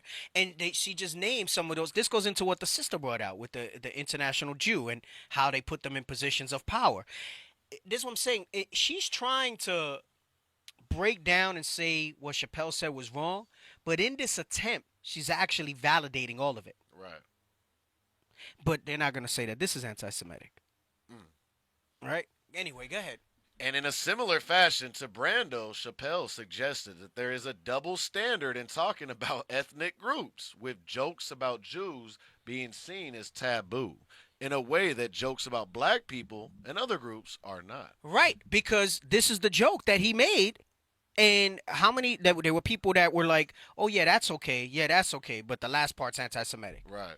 But how come people aren't up in arms when he said the part about blacks? Let's read it. If they're Italian, it's a mob. No, if they're black. Where's that? Oh. If they're black, then it's a gang. If they're Italian, it's a mob. Come on. If they're Jewish, it's a coincidence, and you should never speak about it. Right. So, Brother. right. Hell nah. So everybody was able to laugh at the first two parts of the joke. Right. And I don't think it's this article. I think it's the other one that I have where she mentions like the setup makes people laugh. So then the last part they don't acknowledge is anti-Semitism. But nobody's up in arms. And, the Italians, whatever. But nobody's up in arms about if they're black, then it's a gang. Right. But these are That's not a trope? Right. That's exactly what it is. Is that not a stereotype that needs Right. to be warranted? So then why aren't people getting against him in that regard? right. Right? Go ahead, keep it. What were you gonna say? You were gonna say something? Like, this is like unspoken truths about how people think and look at these classes of people. It's Right. like it's the truth. Right. Unspoken truths that people don't say or think. It's you can't the say out evident, loud. the evident, Right. like in the title. Right. The I'm gonna evident send you truth. something so that we could put that out. Right. We're gonna get that evident truth in a moment too. Thank you, Officer Yakin, for sending me that. I actually had seen that floating around. I think Deacon Adhan might have posted it, but I know you're the researcher. Wow, you actually watching the show, Officer Yakin? I got a joke with him because he said I don't watch Northern Kingdom shows. I said, "Damn, you terrible." Wow. Maybe I cut him. Maybe he's watching a little bit now. He's gonna support. Let's Oh, see. Emotional. That's exactly what it is. That's my brother, man. I know Officer Yakin for a long time, bro. For a long time. Let me see. He sent me something else. And that's see what wild else though he said. too, because you look at Dave Chappelle. The lawyers are using our people to shine that light in all of these areas. Right. If they in Exactly. the truth or not in the truth, we still a light to the world. Right. Exactly. Anyway, let's finish up this article, and then we'll read the thing that Officer Yakin just said, and then I don't know if I gave you another article or we're gonna go through clips, whatever order I said. Make sure You you're doing the got right a, order because I'm not checking. After this, you got a Twitter with like Jason Whitlock or something like Oh that. yeah. Let's talk about that because that's dealing with the stereotypes and stuff. All right, all praises. That's good. But let me get the rest of the article because we're almost at the end of this here. All right. At the same time. At the same time as Jews in and out of the industry are fighting such perceptions, they are also pushing for greater visibility. The unveiling of the new Academy Museum of Motion Pictures in Los Angeles last year almost entirely omitted Jews from Hollywood's founding narrative. Because that's part of their agenda. Right. So then you had the ones that don't know that did this. Come on. Leading to backlash from Jews in the industry. Those are the ones that I said that are lower down the chains that actually believe the BS. Right? That was by design. Because how are you not going to have them in the museum of the founding of Hollywood when we read at the beginning of the article that they founded all the major Hollywood studios? They created Hollywood. They created Hollywood, it says. It says they created Hollywood. What you see today is them. You think people just let that go? Right. She's trying to say that corporations took it over. You think people just let that go? Come on, man. You own the most powerful medium in the world. To subliminally and suggestively put in people's minds whatever messaging you want. Right. They've gotten to the point where they put psychologists behind these movies and these themes to place the messaging that they want into it. Movies are a form of advertising. You'll look that up and they'll show you product placement and how they'll put stuff in there. Right. And what it does is subconsciously it normalizes certain things to you. It goes into sociology with normalizing behaviors. So And they have the most powerful. They own the mouth of the dragon. yes. I was gonna say the same thing. That the flood. That's the flood. Right. And what And they're you getting. and you think they just walk away from that and hand it over to a corporation No. and not maintain some sort of control over that? Right. So I was watching. I wasn't watching. I put it on a little bit. There's a trailer for the book that was named Hollywood: An Empire of Their Own.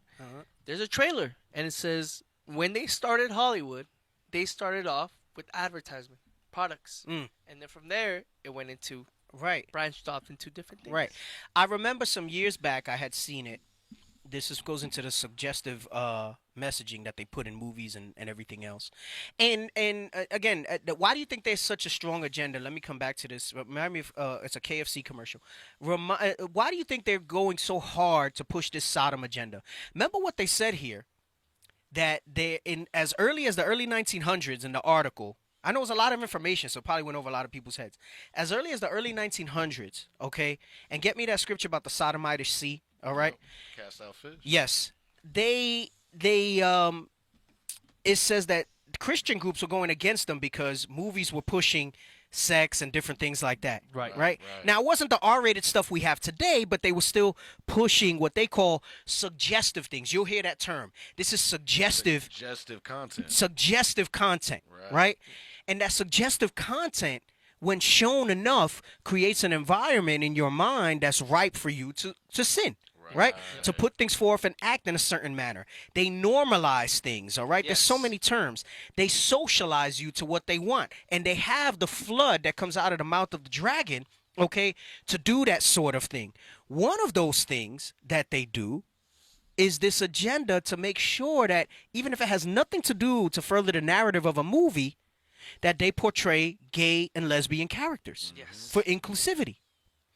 Gay and Chappelle said it best. He said, I'm jealous of the LGBTQ movement. He goes, because they've made more strides in the last 10, 15 years or whatever it is, I'm paraphrasing it, than we've had since the civil rights movement, since Jim Crow and everything else. Right. He goes, I'm jealous of how far they've been able to come in their representation and everything else.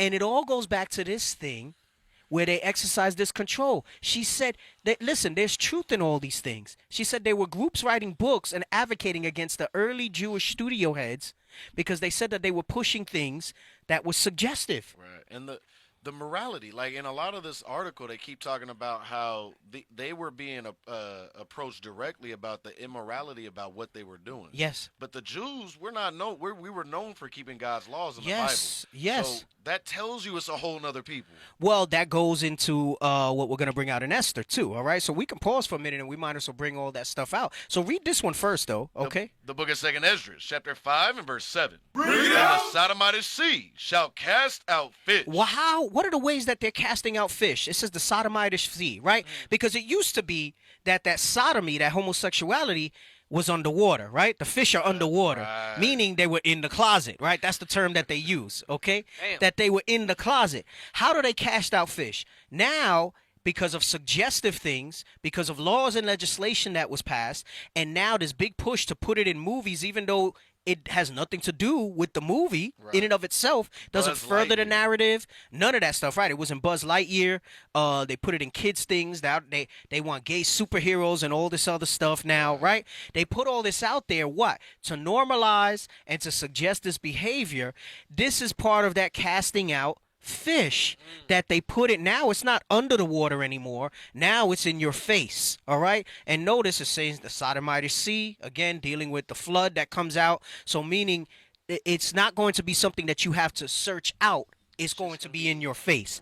And what's one of the biggest influences that you can have in that is the media, starting with movies and things like that. All right? Go ahead, read that part again. And the Sodomite sea shall cast out fish, and make a noise in the night, which many have not known. Right, which many have not known. That noise in the night, meaning that it was done in secret.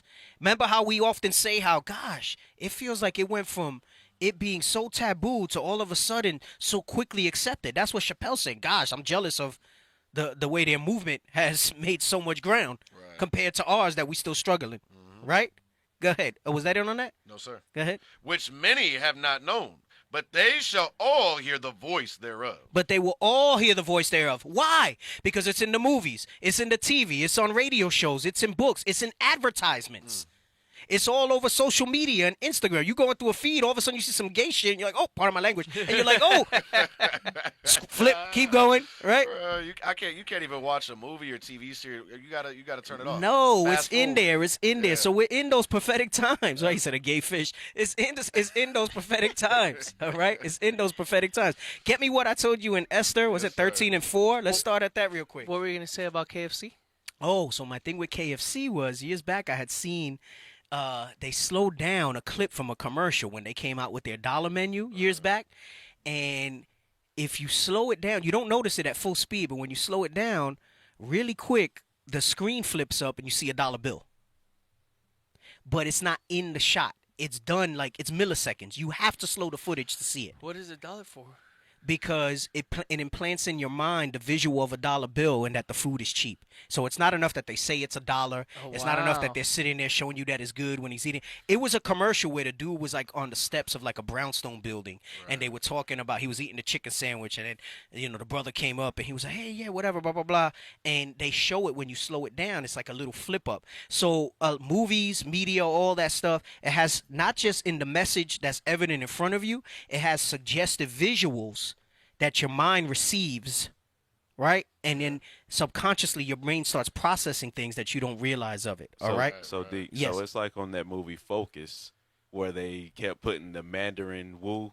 Like, have you ever seen that with Will Smith? I only seen like a clip at the end or whatever, man. but I might need to look into that now that you mention it. Don't spoil it for me, all right? I won't spoil it. But Okay. there's a scene in there that shows exactly what you just said. Right, how right. So it's the they power of manipulate suggestion, they it. tell you, right? Hey, right, look, and Imelda just said it right. Just like they push the white Jesus in movies and shows and stuff.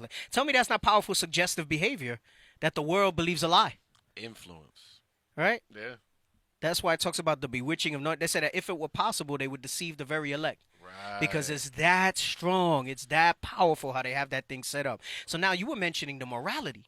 Right. And they're saying that the Jewish in Hollywood were always pushing immorality. Right. Right? They have influence, they have outsized control, which means they okay all this stuff. But they're supposed to be a righteous people. So why would they push this type of thing? Right.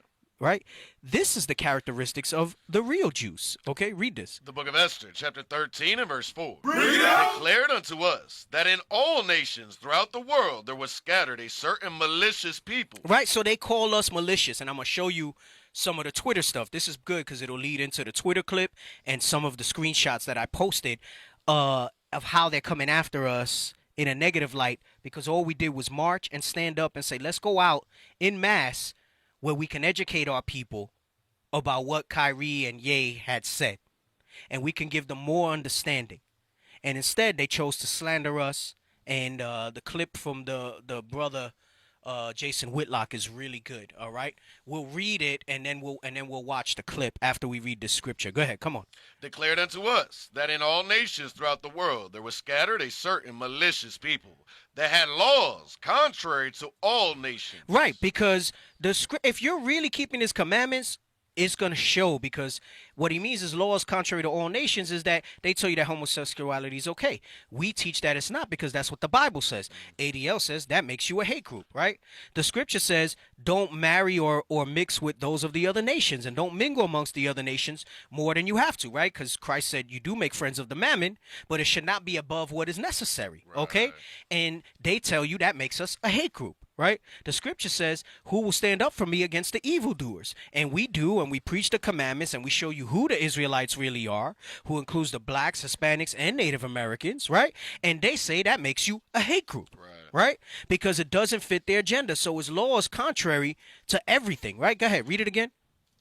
A certain malicious people. So they call us malicious. They put lies. They put tropes on us. Come on. They had laws contrary to all nations. They're talking about the Bible, God's commandments. Come on. And continually despise the commandments of kings. Right. And you know how that's not true? Get me that in Romans where it talks about obey the powers that be. Yes, sir. And they try to say that we roll that way. And I'm going to show you the hypocrisy. I'm going to read the scriptures first, and then you're going to see the hypocrisy of what they dare, right? Of what they're saying. Go ahead. The book of Romans, chapter 13 and verse 1. Because the scripture here in Esther says that we despise the commandments of kings. That's not so. Go ahead, read that. Let every soul be subject unto the higher power. We are taught, and we must apply, that we're subject to the higher powers. In those days, it was kings. Today, it's the governments that are in place and the rulers that be. Come on. For there is no power but of God. Meaning God put those men in power. So we need to be subject to whatever they put out. Come on. The powers that be are ordained of God. He's saying that those leaders, those kings, those rulers, these fake Jews running Hollywood, that's ordained of God for a season, for a time, for a dispensation, right? That's why it says in 2 Ezra 6 and 9, right? Esau is the end of the world and Jacob is the beginning of followeth. They have a dispensation of time that their prophecy that you read in Genesis must be fulfilled. But then after that, when the time of the Gentiles is fulfilled, like Christ said, then that goes away. Come on. Whosoever, therefore, resisteth the power. So who tries to break the laws of this land? Come on. Resisteth the ordinance of God. And though they are not of us, just because they might be an Israelite in blood, doesn't mean that they're of us. So things like murder, it's against the Bible and it's against the laws of the land. Right. But they want to push a narrative that we murdered people in a Jewish market, when it was proven that that was not the case. Right. What they said was, oh, maybe they found some literature that they were looking after that. This guy that just killed, one of them's like a Mormon that killed the people in the gay club. But you don't see them talking about him being a Mormon and that the Mormon church is the devils the Bible speak of. Hey, his dad He's a also Mormon. said on video. What's that? His dad also said on video that we're Republican. We don't do gays. Yes. He said, his dad said they're Republican, they're Mormons, they're conservative, they don't do gay. Let anything like that come out of an Israelite's mouth, right? And it's condemnation. They right. condemn him, put him in prison. Nobody says. There was an article in the Post or the Daily News this week, and it was somebody who, I don't know if he went to try to murder some Jewish people or something happened and he assaulted them. He is Jewish. Damn. But they're not talking about that in the newspaper. Wow. I wish I could look it up. I don't remember where it is. All right. That lets you know they run the media. They choose what they put. What they want to highlight. He's literally I think I read something like he was raised like in yeshiva or I don't know something. He was educated in it. Right. Might not have been a major practicing one, but he was, and he was trying to kill his own people. Wow. But they're not talking about that he was a Jew and that he's anti-Semitic. Right. Right? Anyway, go ahead. Finish reading this. Whosoever therefore resisteth the power, resisteth the ordinance of God. This is why we follow the laws of the land. So all the lies that you see about us, that we're not law-abiding, that we're this, that, and the other, no. We stand for what God says, and God also says that don't resist the ordinances, right? So long as it doesn't violate what the scripture says, okay? So no, we will never stand for homosexuality. We will never stand for somebody portraying us falsely, as the Bible says, okay? We must stand for what God says, but we will do it peacefully.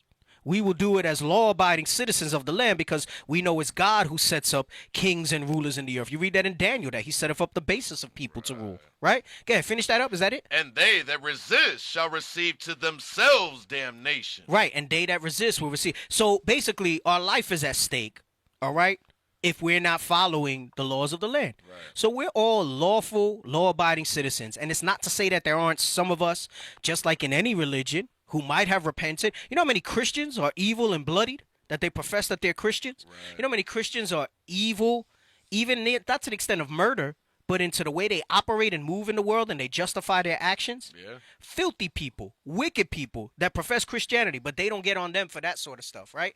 Oh, so he threatened... Full screen it. Man who allegedly threatened New York City synagogue is Jewish, and he's the kin of a Holocaust survivor. Ooh. Boy, no way, boy. And this is November 20th, 2022. Right. It's a lot of Jews. Like a lot. But they're not. Now the new thing is they're not focusing on the fact that he was Jewish. Wow. They're not focusing on the fact that he was Jewish. All right? But Lord forbid, this was they're coming up to us talking about, do you want to hurt us? Right. Do you want to? How are you not looking at your own people? Matthew Moran. Watch this. My client is of Jewish heritage. He resides with his parents, and his grandparents is actually a 93-year-old Holocaust survivor. And my client is a part-time caretaker. Right. So, but now, after that article, they're not talking about that anymore. Now they're just talking about the threats and stuff that he made. And there's no going into he's Jewish and does that make him a hate group and all of that stuff. Right? Ridiculous. That's him. I think that's him there. Yeah, that's crazy. That's him there. Anyway, that's it on that. Let's finish the scripture in Esther. The book of Esther, chapter 13 and verse 5. Bring it out! Declared unto us that in all nations throughout the world there was scattered a certain malicious people that had laws contrary to all nations, and continually despised the commandments of kings. So as the uniting of our kingdoms, honorably intended by us, cannot go forward. Right, because their thing cannot go forward unless their agenda is fulfilled, all right? They're raging, they're crafty counsels. Come on, read on. Seeing then, we understand that this people alone is continually in opposition unto all men. And it's not that we're in that's what I'm saying. It's a lie. What they're saying is we're in opposition to their agenda. Right. Okay, come on. Differing in the strange manner of their laws. Right, because the laws are peculiar commandments. I think you read that in Wisdom of Solomon. Is it 14? Yes, sir. Where it says that he gave us peculiar commandments, and we are peculiar people. So if we want to be that peculiar people, that set apart people, we must keep those peculiar commandments. Come on. See, that's why those fake Jews, they try to portray themselves as oddballs. Mm-hmm. They'll go to extremes and dress all different and act all different and things like that because they're trying, again, that's the square peg trying to fit into the round hole. That's like, the sodomites that try to act like women. They do. Right.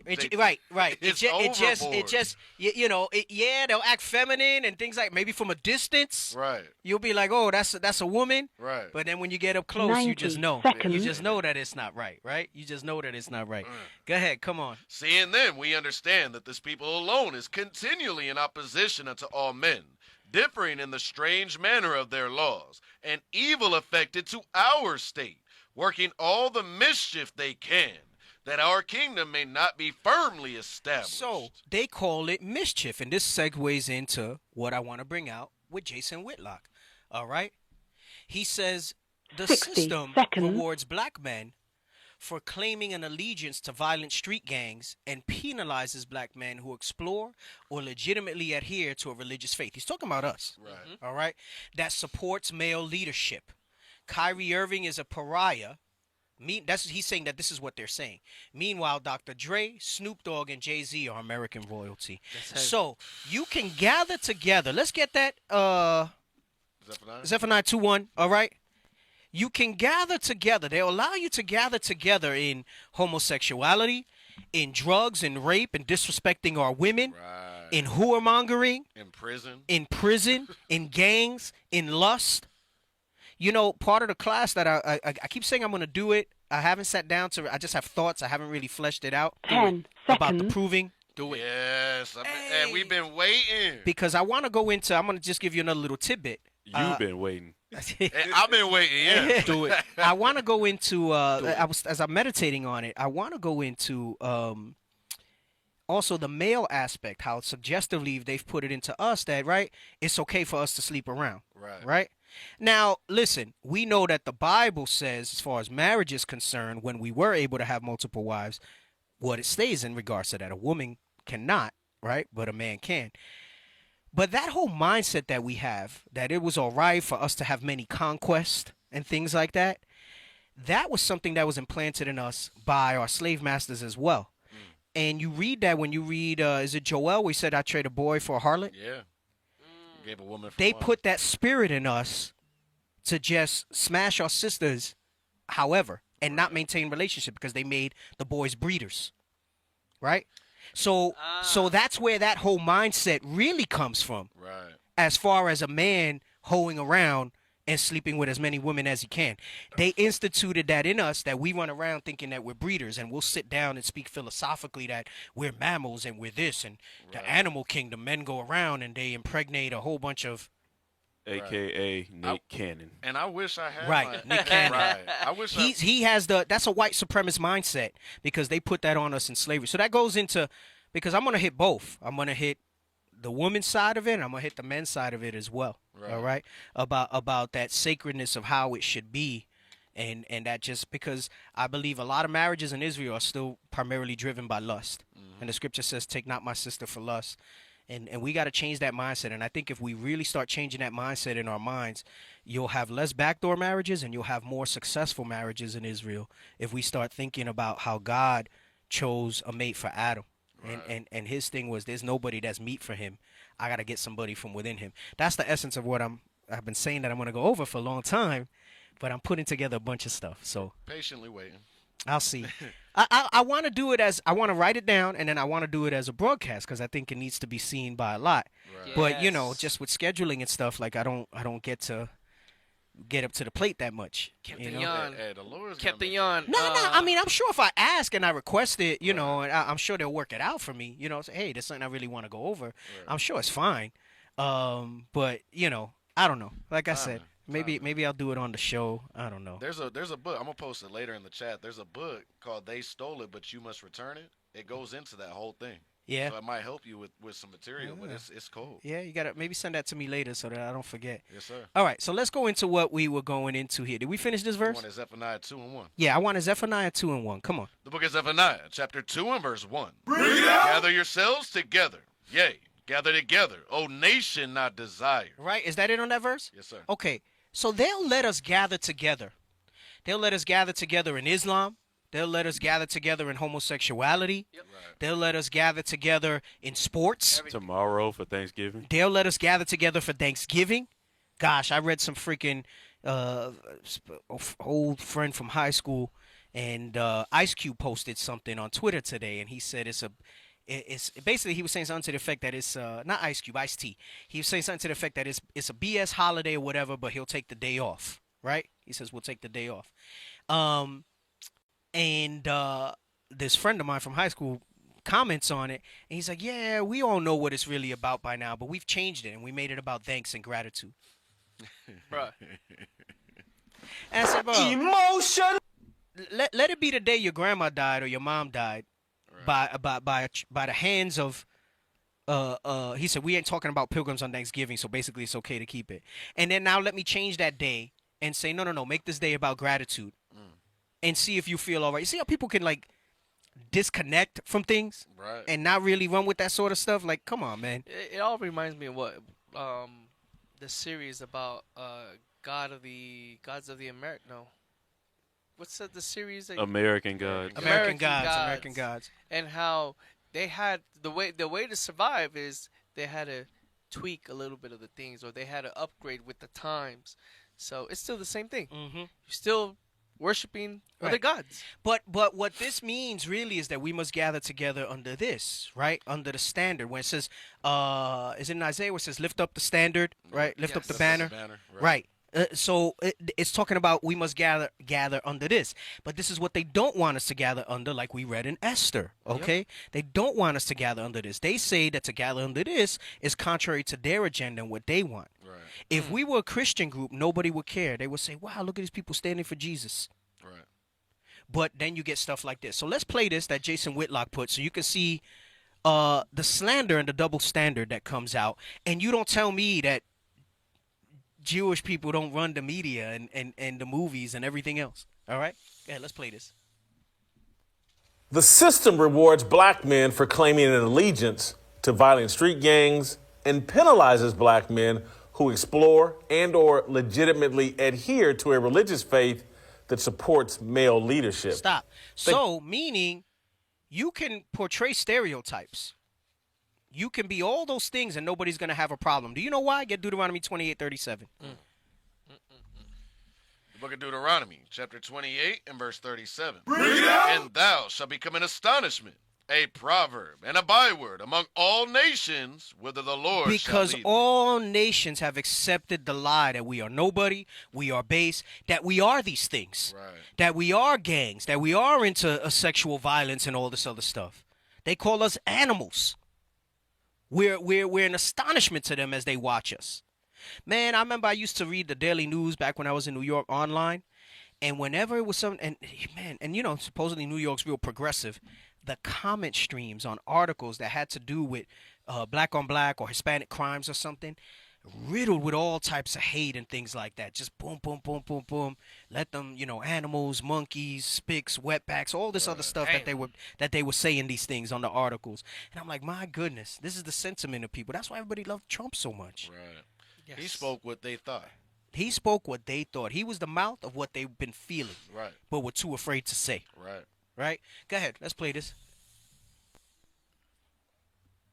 Had Kyrie Irving retweeted the movie Straight Outta Compton, a biographical drama celebrating the satanic rise of N-words with attitude and gangster rap music, there would be no controversy. Zero. The NFL would ask Irving to crip walk at halftime of the Super Bowl. Stop. You know why he's saying that? Because that's what Snoop did. Damn. When Snoop performed, they let him crip walk. There's like a gif about it where he's there like Yep. Right. dancing at the suit. He's crip walking. That's crazy. So you can glorify that. You can gather together in that BS. Right. Hey, they let him crip walk and let Kendrick Lamar have like basically a prison set up of black men when he Right. performed. Right. Damn. So you can portray the stereotypes, but you cannot portray the righteousness. You cannot come together in unity and in leadership. It's an astonishment to them to see so many black and Hispanic men together marching in unity and there not be violence. I've said this before. How many times do we go to a major event? I see it every year at Tabernacles. And they're like, oh, wow, you guys are so well organized and stuff. What they really mean is for a bunch of Negroes and Hispanics, I want to say the bad words, but you guys are pretty We don't well see behaved. this. Right. We don't see what this isn't Deuteronomy 20:37. We went to New Mexico for the New Mexico Blitz. Mhm. And they said, "Where are you guys from?" We know you guys aren't from out here. Where are you guys from? It blew And my listen, mind. it's not to say, I mean, our people deserve a lot of that because that's the way historically we've rolled. Right. But when we start to roll in righteousness and we gather together, this is basically what he's going into. It's not all right. Okay? Go ahead. Continue. Let me not stop it again. Hopefully. Kyrie Irving is a pariah. Meanwhile, Dr. Dre, Snoop Dogg, and Jay-Z are American royalty. That says something really negative about American culture. What are you going to say? I was saying, he got your gavel right there. Oh, he got the gavel like I got? Like he Yeah. got the gavel? Yeah. Right. So he makes a very heavy point. And let me show you what that is. All right, let's bring up I said the screenshots now, right? Is that what I said next? Okay. So here you have a picture, all right, of our brothers and sisters outside the Barclays Center. And they say black Hebrew Israelite extremists are just as racist, violent, anti-Semitic, and misogynistic as the Proud Boys and should be treated no differently. Where's the That's just the violence? first part. That's just the first part. They said we're racist, we're violent, anti-Semitic, because we quote what the Bible says in the Table of Nations about people. Listen, bring this up, but bring up the Encyclopedia of Jewish thing that Officer Yakin sent. All right, we're gonna come back to this screenshot. We're gonna finish up because he says something even more erroneous after that. So this is the Encyclopedia Judaica, volume 14. All right, Encyclopedia Judaica, Jerusalem. All right, this is in their things. Semites. Okay. Go ahead, read it, officer. A term originally referring to those peoples listed in the Table of Nations. So Genesis 10, they call the Table of Nations, right? Come on. As descendants of Noah's son, Shem. Right? So what we've been saying for the longest, you don't have to read that part, all right? Because that's going into the Vulgate versions of the Bibles and stuff. It says it in Sem. So Shem, right? It says Semites are all descended from Shem. This is the graphic that we brought up with the lineage of Shem, right? Come on. The derivative Semitic. Derivative means it's derived from the original. Okay, so Semitic comes from Shem. It really should be Shemitic, but they say Semitic. Come on. The derivative Semitic was coined as a linguistic term by A. L. Schlosser in 1781. And I think a few weeks back we showed that when we went over anti-Semitism, like in Wikipedia, it mentioned that it's a newer term. Right? It wasn't something that's been in existence in history. Came about late 1700s, really got popular like somehow in the 1800s, right? Go ahead, come on. Right.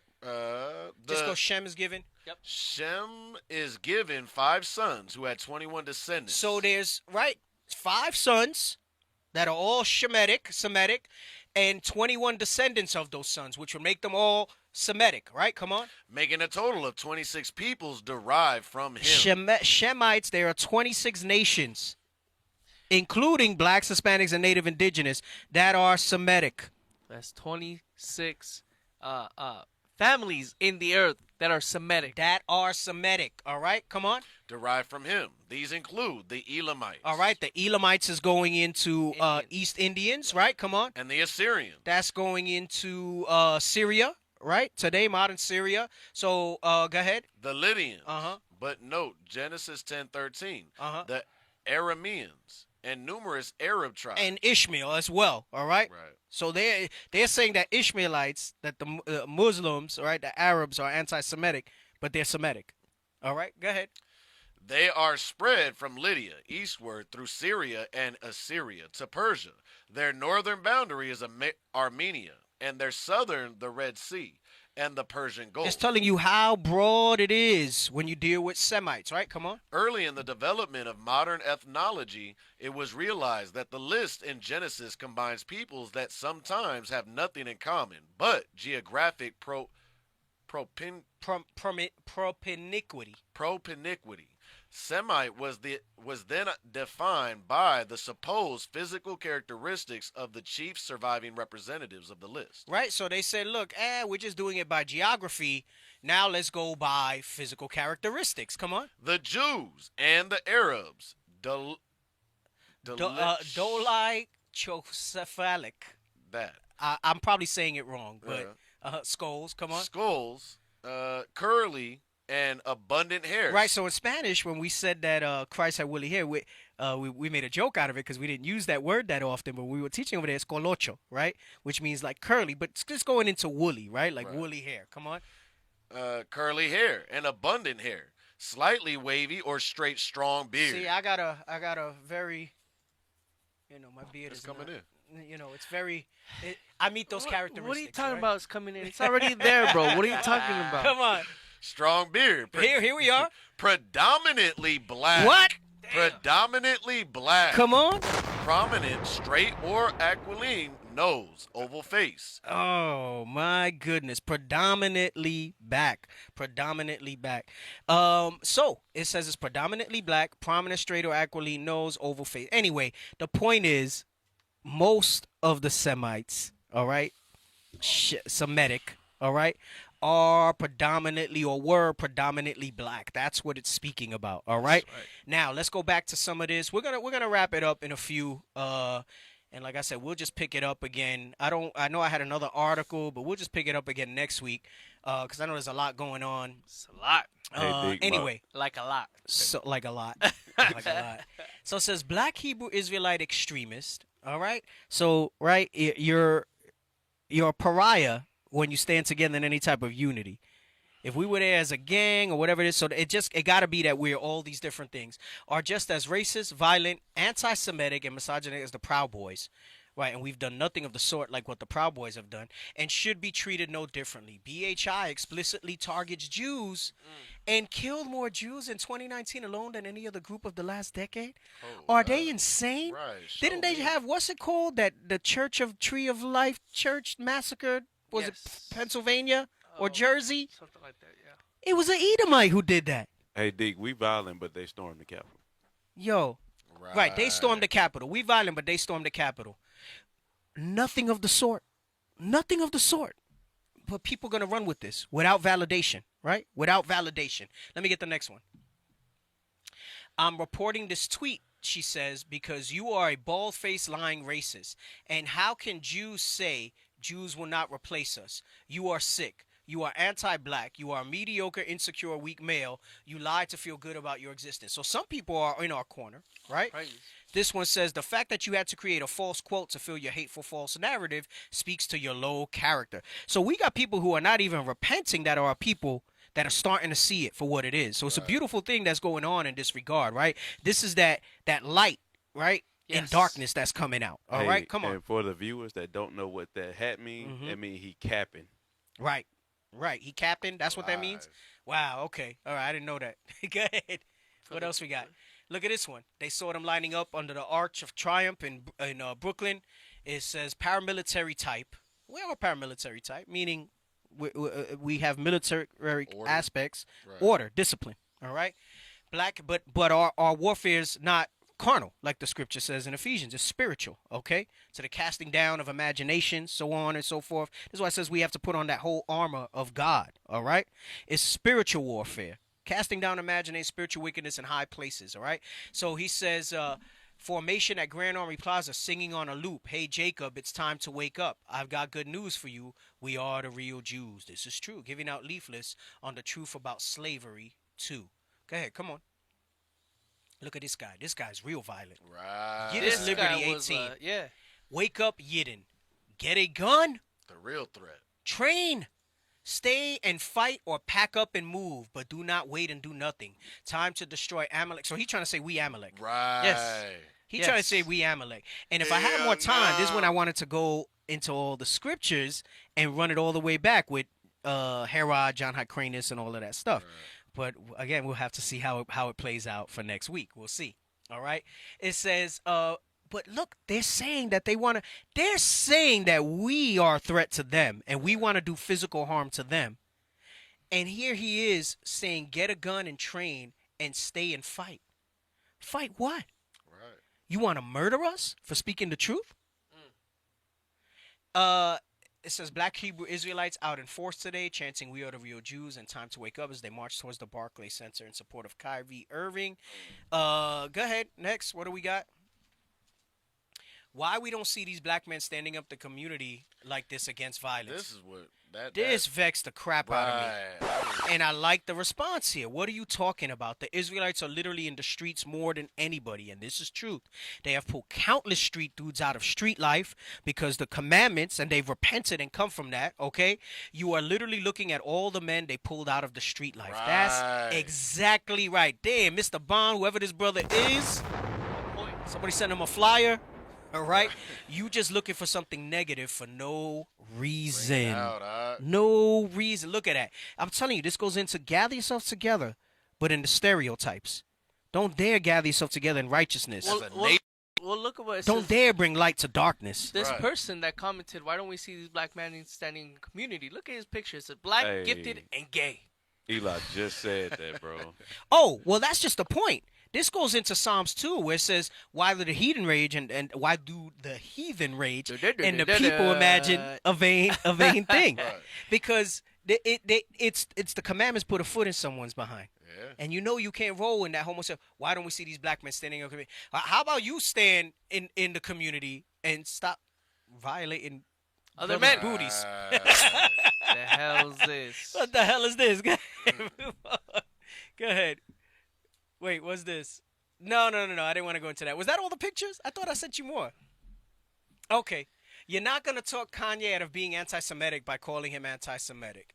The guy has fallen for black Hebrew Israelite propaganda. He thinks he's Jewish. No, he Is a Jew. believes he's a Jew. You have to defeat the black Hebrew Israelites. These are declarations of war against Right. us. This is what we read in Esther. All right? This is declarations of war against us. It says you have to defeat the black Hebrew Israelites first. Someone said, how can they be defeated? Then this guy says, spreading education on the actual story of Israel. It's a story. It's not history. Right. He spoke true. Wow. It's a story. And then maybe I'll just run this last little clip of, I'm going to send it to you. I'll let you guys talk after we finish these pictures. And of the guy that says it's against the Bible that they created the state of Israel. Damn. Spreading education on the actual story of Israel. Why don't you go ahead and do that? Because that's what it is. It's a fictitious story. Right. All right. And also by directly providing arguments as to why Louis Farrakhan has nothing to do with us. I was thinking the same. What is Louis Farrakhan even? He's lost in Islam. We all look the same to them. Yes. Louis Farrakhan is not just a hateful bigot, but factually wrong. This is what he says. It has nothing to do with Louis Farrakhan. Next, we got any more pictures? We got any more pictures? If not, I'm going to send this YouTube. Okay, you brothers talk while I send this YouTube real quick. Give all me right? Isaiah 5:20. Isaiah 5:20. The whole time we were going over these images, and we see our people against us, and we see the heathen raging right against us. And when I mean the heathen is other nations that don't want to see us. They want to see blacks, Hispanics, and Native Americans in unity. They don't want to see them standing up for what is right. They don't want to see us standing up to take care of our families, of our kids. Most of all, they don't want to see us come back to our heritage. To being a nation. Hey, before you read that, I saw you posted. Put this thing about Michael Kadar up. How come they're not talking about this? Yeah, that one right there. Put those pictures up of all those. Oh, you put that up, Ashaya, right? Yeah, Yeah, put those up. Officer Azell send those to me up. Full screen that thing. Michael Kadar, Israeli Jew who made over 100 bomb threats to Jewish community centers in order to manufacture a phony wave of anti-Semitism. Right, so here's yet another one, right? Jewish, Israeli Jew. Made over 100 bomb threats, 100, but supposedly in 2019, BHI's murdered countless Jewish people, more than in the past decade. Where? Right. Where was this? You think that if you just say it and put it out there, that some people will believe you? They'll run with it. Yeah, they'll run with it. Where's this BS? All right, go ahead, come on. Go to the next one. Man charged exclusive. Man charged with drawing swastikas in Uptown before election day is Jewish. And he was arrested before 2016 election for threatening a woman. I'm going to rape you and We're going to rape you, you effing Republican. Republican. Violent Jewish people. I don't know. Go ahead, come on. This guy's Jewish, yep. Yep. Jewish suspects arrested over swastika graffiti on synagogues. So It's a lot of they'll Jews. blame it and they'll say it's anti-Semites, but it's their own people, Peop- quite literally. Yep. And I think there was one more. Give me a second. It says police believe 2 teenagers were behind paint attacks in whatever. It's all right. Go ahead. Come on. Next one. There's There's another one. There's one more. It's like a caricature with the hook nose. He was still downloading them, and he's grabbing that one real Okay. quick. All right. With the hook nose. And then go ahead. While he brings that up, go ahead. Finish what you were going to say. You were going to bring out a scripture? And then I want to show this clip Go about ahead, this it's fake thing, and then we're going to wrap it up. So it says Shalom Temple. This is a cartoon, and this guy, hey Rabbi, what you doing? That's how do you say it? You guys from New York? Hey, I don't know. Say the New York accent. What you doing? Nah. I don't know what you're talking about, man. It's a lot of Jews. Right, it's a lot of Jews. Right, so that's supposed to be, they're showing you, that's Amalek doing, basically they manufacture these things to make them, remember how I said earlier, they try to make themselves victims so they could fit into the curses, they could fit into this little box that says that people are against them, Everybody's out to get that everybody's out to get them. No, man, come on. Get out of here. Anyway, okay. Give me Isaiah. That was it on that. The book of Isaiah, chapter 5 and verse 20. This goes for all. Oh, and in this video, you're going to start at 3 minutes and 15 seconds. But let Ashaya finish, Officer Ashaya finish what he wants to bring out. This goes for all the heathen, other nations that are against us rising up. This goes for all you of our own people that are against us rising up and standing up and doing the right thing. Just like the brother said, you can crip walk. You can if Kyrie Irving was to push what's the movie he mentioned about Hebrews to Negroes. No. About No, he's talking about Straight Outta Compton. Straight Outta Straight Compton. Outta Compton, yeah. Y'all glorify that instead of us rising up and showing positive imagery to our people. This is for you. Watch this. Woe unto them that call evil good and good evil. Destruction, death, mourning when Christ returns. To them that call evil good, come on, And good evil. and good evil, come on. That put darkness for light Uh-huh. and light for darkness. That put bitter for sweet and sweet for bitter. Destruction for you, for going against us when we're doing something positive for our people, for our nation, for the negative imagery that has been portrayed for hundreds of years on our people. Woe unto you, destruction. You're going to get your judgment, whether you're of the other nations and also those of our own people that kick against the prick. You had something? You have something? Yeah, but we got the video, right? Okay, yeah, let's go into the video. We're plussing it up. All right, but before you get that, actually, no, we'll do it after. Go ahead. Play it.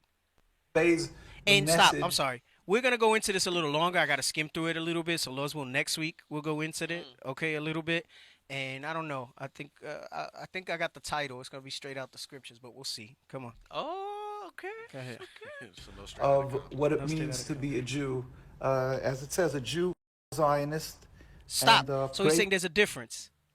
If you look up Zionists, those are people who are for the pro-state of the 1948 formation of Israel, right? Which started with the Balfour Declaration. Okay, so he says he's saying. I mean, you know, he's still professing that he's Jewish, that he's a Jew, but he's letting you know that within themselves there's a faction that don't believe in what's going on in the land of Israel and that it's invalid. He's basically saying what the scripture tells us. All right, go ahead. for the speedy, peaceful dismantlement of the state of Israel. And then it's repeated nkusa.org outside for people to go further and see it, their website, and then to see it's in Arabic, the same message. So stop. He's saying that his organization, nkusa.org, is for the speedy, safe, like, wait, run it back again. I want his exact words. I don't want to misquote him. Come on. A Zionist, and A what it Jew- means to be a Jew. As it says, a Jew, not a Zionist, and pray for the speedy, peaceful dismantlement of the state of Israel. Stop. How come that's not anti-Semitic? He's praying for the speedy dismantlement of the state of Israel. He's saying that the state of Israel is not according to the Torah. It's not according to scripture. We know that. Right. But he's saying that, okay? So he can say it. I'm not going to say it. I'm going to let him say it so that they can't say that we're doing anti-Semitism. Because if I say it, it's anti-Semitism, right? But he say it. Come on. Go ahead. And then it's repeated nkusa.org outside for people to go further and see it, their website, and then to see it's in Arabic, the same message. And basically it means that people, unfortunately, around the world see somebody as I am dressed, and they think that automatically I am dressed very religiously. I'm definitely a strong supporter of the state of Israel and of the occupation of the people of Palestine. And in truth, there could be nothing further from the truth. In truth, what you want is the speedy, peaceful dismantlement of the state of Israel. Because it's contradictory. Judaism is subservience to the Almighty, practiced for thousands of years, a covenant with God to be subservient to Him. And Zionism is a new movement, a relatively new movement, a transformation from the religion into a base, materialistic, nationalistic movement to have a piece of land which is forbidden for the Jewish people. Okay, we'll have to... Stop. You hear that? He says it's against that. Later on, we'll talk about it more next week. This is just a little peek. He goes into how the Council of Rabbis were against it. Like, they had their whole Council of Rabbis and they were against it. And now, again, right, on the surface, it don't matter what the hell they think, but I'm going to show you the holes in their ideology to make you that, like, they know what the scripture says. but they're willingly going against it because he said they wanted a piece of land. All right, let's get this in Zechariah 9 and 6, okay? Zechariah 9 and 6. The book of Zechariah, chapter 9. Oh, actually, hold on. Book of Zechariah, chapter 9 and verse 6. Bring it out! And a bastard shall dwell in Ashdod, and I will cut off the pride of the Philistines. Right, so the Ashdod, okay, if you look up Ashdod, today it's a city of southern Palestine. It's on the coastal plain of ancient Philistia, okay? That's why when you read on, it talks about the Philistines, okay? And since 1948, when they took this piece of land with the Balfour Declaration, it has been a city in southwestern Israel. So it's talking about a bastard will dwell there. This is what he's referring to, but he won't say it. I think he might say it later in the verse, or it comes up somewhere. But he says a bastard shall dwell in Ashdod, letting you know that this is not them, right? Let's just play a little bit more of it, all right? Just a little bit more. Pick this piece by piece, I think, because for most people, the idea of the State of Israel is fixed within a very rigid framework, and what they understand about the existence of Israel is by and large very uniform, at least according to what you read in newspapers. So let me try and get your position clear on this. What you're saying is that the existence of Israel is somehow against your religion. The Jewish religion forbids, since the destruction of the temple 2,000 years ago, we were given an edict, a decree by God, it's a prophecy of King Solomon, that we are not to attempt to recreate our sovereignty. Even 1 inch of Jewish sovereignty, even in an uninhabited land. Stop. What he's acknowledging is that God did not give them that land. It's not ordained by God. It is not ordained by God. Because God is not for them, okay? This is what he's acknowledging, because the real Israelites are not there yet. And then you got morons in the chats talking about Mississippi is Israel. Yo, the what's Bible up with prophesied. That's a new doctrine. The Bible, I feel bad for you if you think that Mississippi is Israel, because the Bible says that this place is going to be a smoldering. It's going to be burnt. You're going to see the smoke rising as a memorial against Esau and how he's brought down, so that the Most High could show the measure of his power, because he did it against Egypt, and it's going to be a greater one when he takes down this place, all right? Of all places, Mississippi, though? Bro. Yo, hey. That's Judah, bro.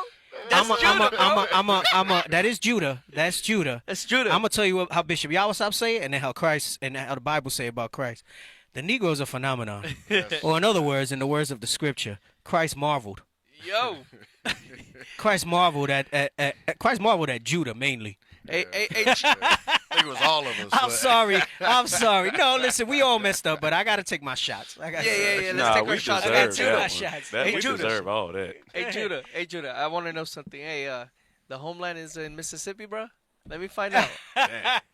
the paradise and the kingdoms in Mississippi, bro. What's up? Go ahead. Play a little more of this, and then we'll move for closing comments. Go ahead. Expressly forbidden. And what we Jews wait for the day when God will make a miracle, where all humanity will serve him in harmony. We won't have to convince an atheist that there is a God. Stop. Run it back a little bit. He said something heavy there. Come on. Humanity will serve him in harmony. No, a little bit more. Okay. Even in an uninhabited land is expressly forbidden. And what we Jews wait for the day when God will make a miracle, where all humanity will serve him in harmony. Stop. He said, "Where all humanity will serve in harmony." That's Isaiah 14. Is it Zechariah 14, where it says from year to year they'll come up to keep the tabernacles. Oh, Isaiah says the new moons, but I think it says the Feast of Tabernacles in Zechariah 14. Yes, sir. It says like read that real quick. Yeah. Was that, soldier? It says like they'll bring the gifts and all that. Yeah, go ahead, read that. He gonna 14, read. Yeah, he gonna read it. He gonna read it. The book of Zechariah, chapter 14 and verse 16. Notice the slickness. See, he says that, and they're not a hate group. It says where all humanity will serve, right, in harmony. Right. That goes into what we brought out in Amos 9 and 12 last week, and we will possess the residue of the heathen. Right. We possess the remnant of Edom. All right. When it goes into call by my name, there's two things in call by my name. It's call by his name. That the names that God gave them, and that's the ones that say they are Jews and are not. That they're saying that they're Israel. Right, because that's not harmony. No, that's not harmony. Right. Go ahead, read this real quick. The book of Zechariah, chapter 14 and verse 16.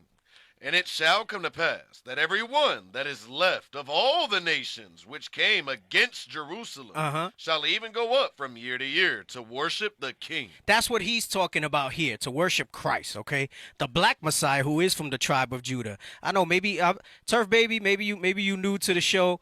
Listen, it's not hating on Judah, Right, okay? right. My brother here is Judah, okay? Right. I've gone at length to talk about on this show about that stuff, but ain't nobody that advocate for Northern Kingdom, so I'm gonna advocate for Northern Kingdom. Right. All right, it's in good fun. It's just jesting. All right. It's a I've lot said of this. juice. I've said this time and again. We would not know who we are if it was not for Judah putting in the work and laying the foundation for what's being done today with all tribes. Okay. All right, but you know, It's the 11th hour. and it's the time 11th for- hour, and yeah. it's time for Northern Kingdom to get some props. All right? Right. For years we've been the butt of jokes and silly dove and all that stuff, so we gotta bring it out, and I gotta call it when it's there. It's all right. It's all in good fun. It's all in good fun. Come on. And it shall come to pass that every one that is left of all the nations which came against Jerusalem shall even go up from 1 year to year to worship the King. Right. So it's saying. So when he says that they'll serve in harmony, he's quoting this. He's quoting Isaiah, where from new moon to new moon. Go ahead. Is that it on it? Nope. Go the ahead. Lord of hosts, and to keep the feast of tabernacles. Right, and to keep the Feast of Tabernacles. That goes into get Revelation 22. I was going over this with Officer Cornelius the other day, all right? The book of Revelation, chapter 22 and verse 14. It's been proven Christ is not black. Not by the Bible, Rudy settles. He says, I believe a lot of what you guys say. And I hate to tell it to you, Rudy, if you cannot accept that Christ is black, then I don't see how you accept that the Israelites are the blacks and Hispanics and the Native Americans and those scattered under the churches, because it starts with that, the generations of Christ going into the genealogy in Matthew 1. Right. If you go into any other type of thing that Christ is not a black man according to the Bible, then it's going to be impossible for you to fully embrace what the scriptures say. All right, that's why that's so important, because that goes into you accepting that Israelites, according to the flesh, are who they are today in these last days. If you think he's any other color or any other shade or any other nationality, then you're off to the wrong start. Okay. And no, let's get this. And no, we do not debate rabbis. We do not debate we do not debate rabbis. They got to prove to us that we're not the children of Israel. We are the children of Israel. He says that Metatron, just the fact that his name is Metatron. Listen, no, there's no misinterpretation. It says what it says.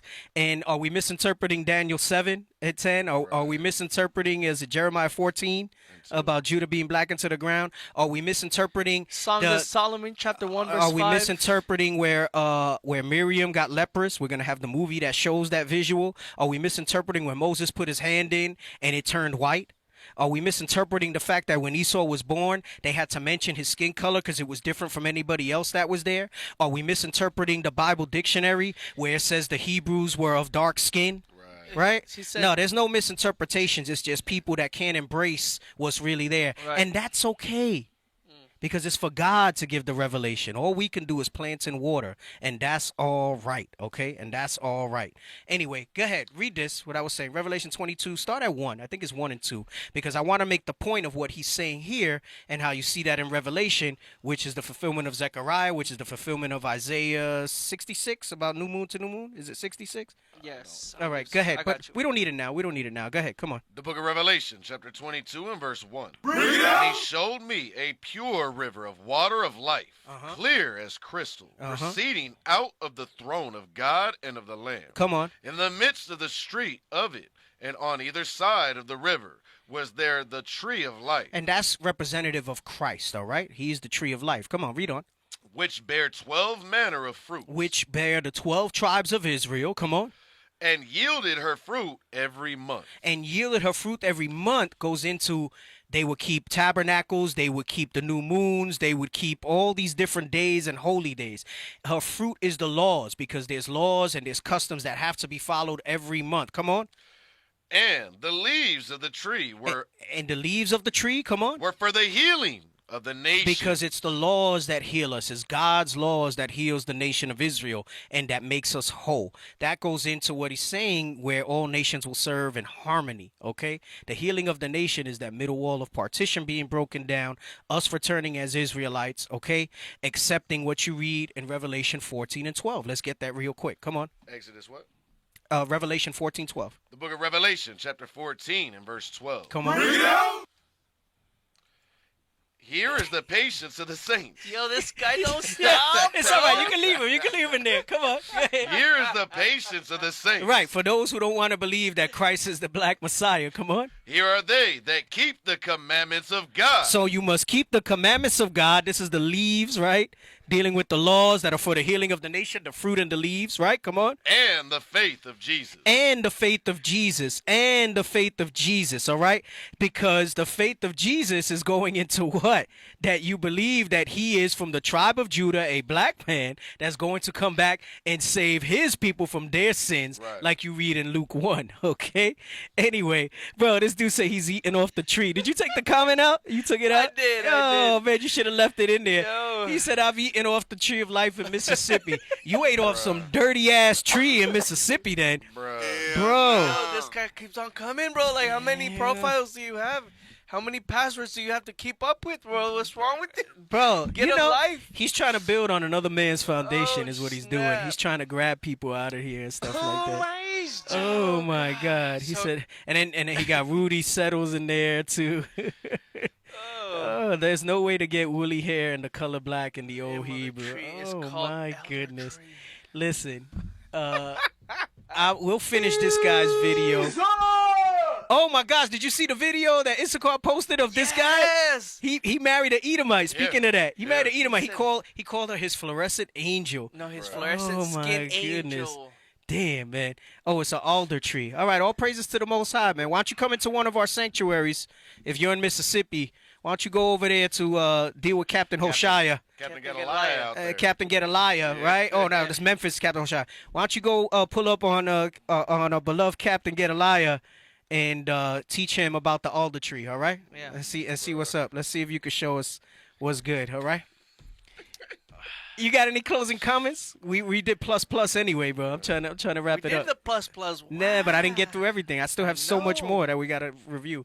Hey, my wife texted me. She was like, "Hey, tell Deacon do the plus." Nah, we did the plus already. I don't want to keep it going too long. It's 10 o'clock. I know. I'm already hot and sweaty in here, man. I gotta get going. We'll run it next week. We'll run it back next week. But we don't have off next week. Oh, we don't have off next week. I'm Everybody, kidding. man, you gonna make me stay here till midnight going over stuff. Oh man! Wow, this clown said Bishop will bow to me. Yeah, you know what? Better yet, don't post up to the school with that attitude. Yeah. Wow. Hell no. Damn. Hey, what tribe you from? You know that's not Northern Kingdom, bro. No, You know that's not Northern Kingdom. Come on, man. I took this disrespectful ass Oh, out of this. disrespectful ass. Kick him out of there, bro. No, not you, Rudy. That's the other brother that was saying, that's not you, Rudy. Rudy, if you believe most of it, you just got to get your spirit right to understand what the Bible says, bro. Christ is a stumbling block for them that are not capable of believing, okay? But even don't let the simplicity. Can we get that? The simplicity that's in Christ? All right? I was gonna say It's not hard to understand. You don't need to go into ancient Hebrew and all this other stuff. If you're sincere, okay, if you're sincere, you cannot get all crazy trying to go into other stuff. If you're sincere, I'm gonna give this to you so that you can understand, all right? And go ahead, all right? Go ahead. the book of 2 Corinthians, chapter 11 and verse 3. But I fear, lest by any means, as the serpent beguiled Eve. Right, that stuff, dealing with that thing of, oh, this is what the ancient Hebrew says or whatever. Listen, there is very little understanding of what the ancient Hebrew is nowadays, okay? That language has been corrupted. There's been some other stuff done to that. This is all part of the agenda. Man, just basically the whole nature of the show that we did today should show you that, right? It says, read it from the top again. But I fear, lest by any means, as the serpent beguiled Eve through his subtlety, so your mind should be corrupted from the simplicity that is in Christ. Right. Don't let your mind be corrupted in the simplicity that is in Christ, okay? The scripture tells you what he looks like. It tells you what all the Hebrews look like, okay? There is no complication in that. It's that Occam's razor, right? Usually the simplest explanation is what it is. Okay? It's not going to be this complicated thing. And you don't have to persuade anybody to believe these scriptures. He said, if I can't debunk any of this, you don't see us trying to debunk that stuff. You keep it moving. Just like Christ said, dust off the dust from your feet and leave that city if they don't want to receive you. So if a brother don't want to receive you because you feel like you got to defend that, what you need to do is to be persuaded in your own mind and your own heart about those things, all right? So you don't need to be debunking Metatron, all right? We need to be dealing with people. Man, look at the moves that we're making as a body and as a nation. What the hell is a Metatron doing on freaking YouTube? Yep. All right? Meditate on that, pray and fast on that if you want to understand that, all right? And that's if you're sincere. All right, we're going to see if you're sincere or not, okay? You got something else you want to bring out before we wrap it up? No, sir. No? Okay, all right. All praises, all praises. Well, that's the show for tonight. Like I said, there's still so much more information that I got. There's so much more that I've been wanting to bring out. I know we went a little slow with that article. That was kind of the setup for everything else that I wanted to bring out to show you what was going on in that regard. But we still have other stuff. Well, I don't even think next. So next week we're probably gonna deal with this bastard that dwells in Ashdod, and then we'll probably need at least another show to go into the invention of the white man, the invention of the white race. I got a little excerpt from that book. We got the little clip of the guy who spoke about it. I got like a PDF. Right. Yeah, I got some stuff that we're going to bring out in regards to that and bring that understanding out. All right. So y'all stay safe out there. Don't celebrate Thanksgiving. Yes. All right. I'm sure Metatron might be out there celebrating that. So Hey, he gonna talk about the old Hebrew and Christ ain't black, but he gonna be eating some turkey and Ham. ham and whatever else tomorrow, right? Tyrone is as well. Hey, donate to the Booster Club, brothers and sisters. The Booster Club is very important. Okay, the Booster Club is the way you help the prophets travel to different countries and spread the gospel, the good news that we are the Israelites, that we must repent and keep God's commandments. All right, change the lives of our brothers and sisters in other countries as well. The Booster Club. Big time. Hey, and I have been seeing your support and your donations come into there. All praises to the Most High for that, for your spirit to give and to help, okay? Let's continue to roll in that spirit. Let's support these missions, all right? We're lining up more trips going into next year. For those who don't know, again, talk about you want to debunk a Metatron, whatever that is, whomever that is, that's on the internet. We build in schools in Africa. Yes. All right. Lord's will, we're going to have a grand opening there soon. Camera, what's going on? We got all types of stuff going on. No, they're on us. I think that's just frozen there. No. Well, they're on you. They're not on me. I mean, you're the one talking. Yeah. So, anyway, all praise to the Most High. We appreciate y'all tuning in for the support. All right. Continue to check us out. Go over to IUIC Phoenix on YouTube if you're watching on the classroom page. We're trying to grow that. To grow that page so more of our people can be reached in that regard. Okay. Y'all stay safe. Don't celebrate Thanksgiving. And don't eat the leftovers either, all right? Right. You can make that type of food anytime you want. Anytime. How to donate to Matthew 213. Go to Matthew213.com. All right, Matthew213.com. They started building the sets for the next movie project. Really? Yeah, they started building the sets. I was actually just speaking with Deacon Isaac before I came into the show. I think they're going to start doing some filming at the end of the month.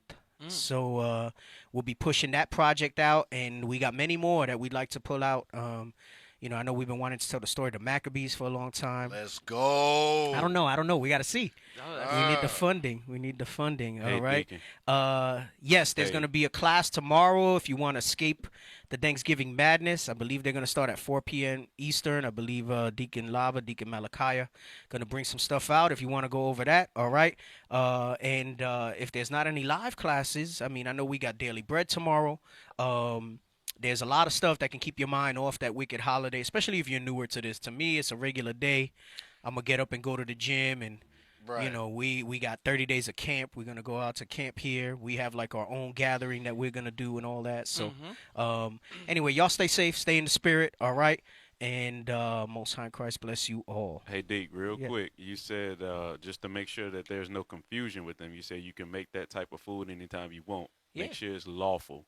Because some people had that ham and stuff. And Oh, they no, take no, the not wrong that. way. Yeah. You're right. You know what? And I appreciate that because some people might be new and they not realize that. As long as it's lawful, you can make that type of. You can make a turkey whenever you want. You can make, your sweet Mashed potato casserole, your that mashed macaroni potato. and cheese. Right. You can make those things whenever you want. Don't gotta be for Thanksgiving. All right. Rudy, give us a call. Give us a call. To Israel United in Christ, or send us a message on Israel United in Christ if you have some questions. All right. Yeah. All right. Okay. With that, we say shalom. Shalom. Most High in Christ bless.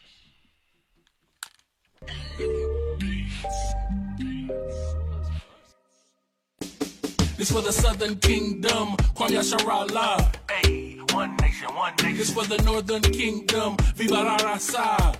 We one nation, one nation. This for the Southern Kingdom, Kwame Yasharallah. Hey, one nation, one nation. This for the Northern Kingdom, Viva la Raza.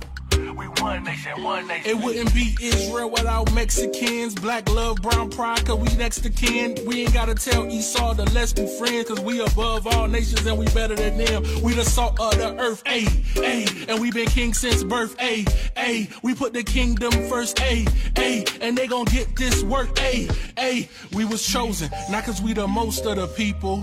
Few in numbers, but we over the people. We gods of this earth, we ain't supposed to be equal. Stop playing, you emotional people. The good gotta triumph over the evil. So my foot's on the throat of the eagle. Their tongues will confess that we the people.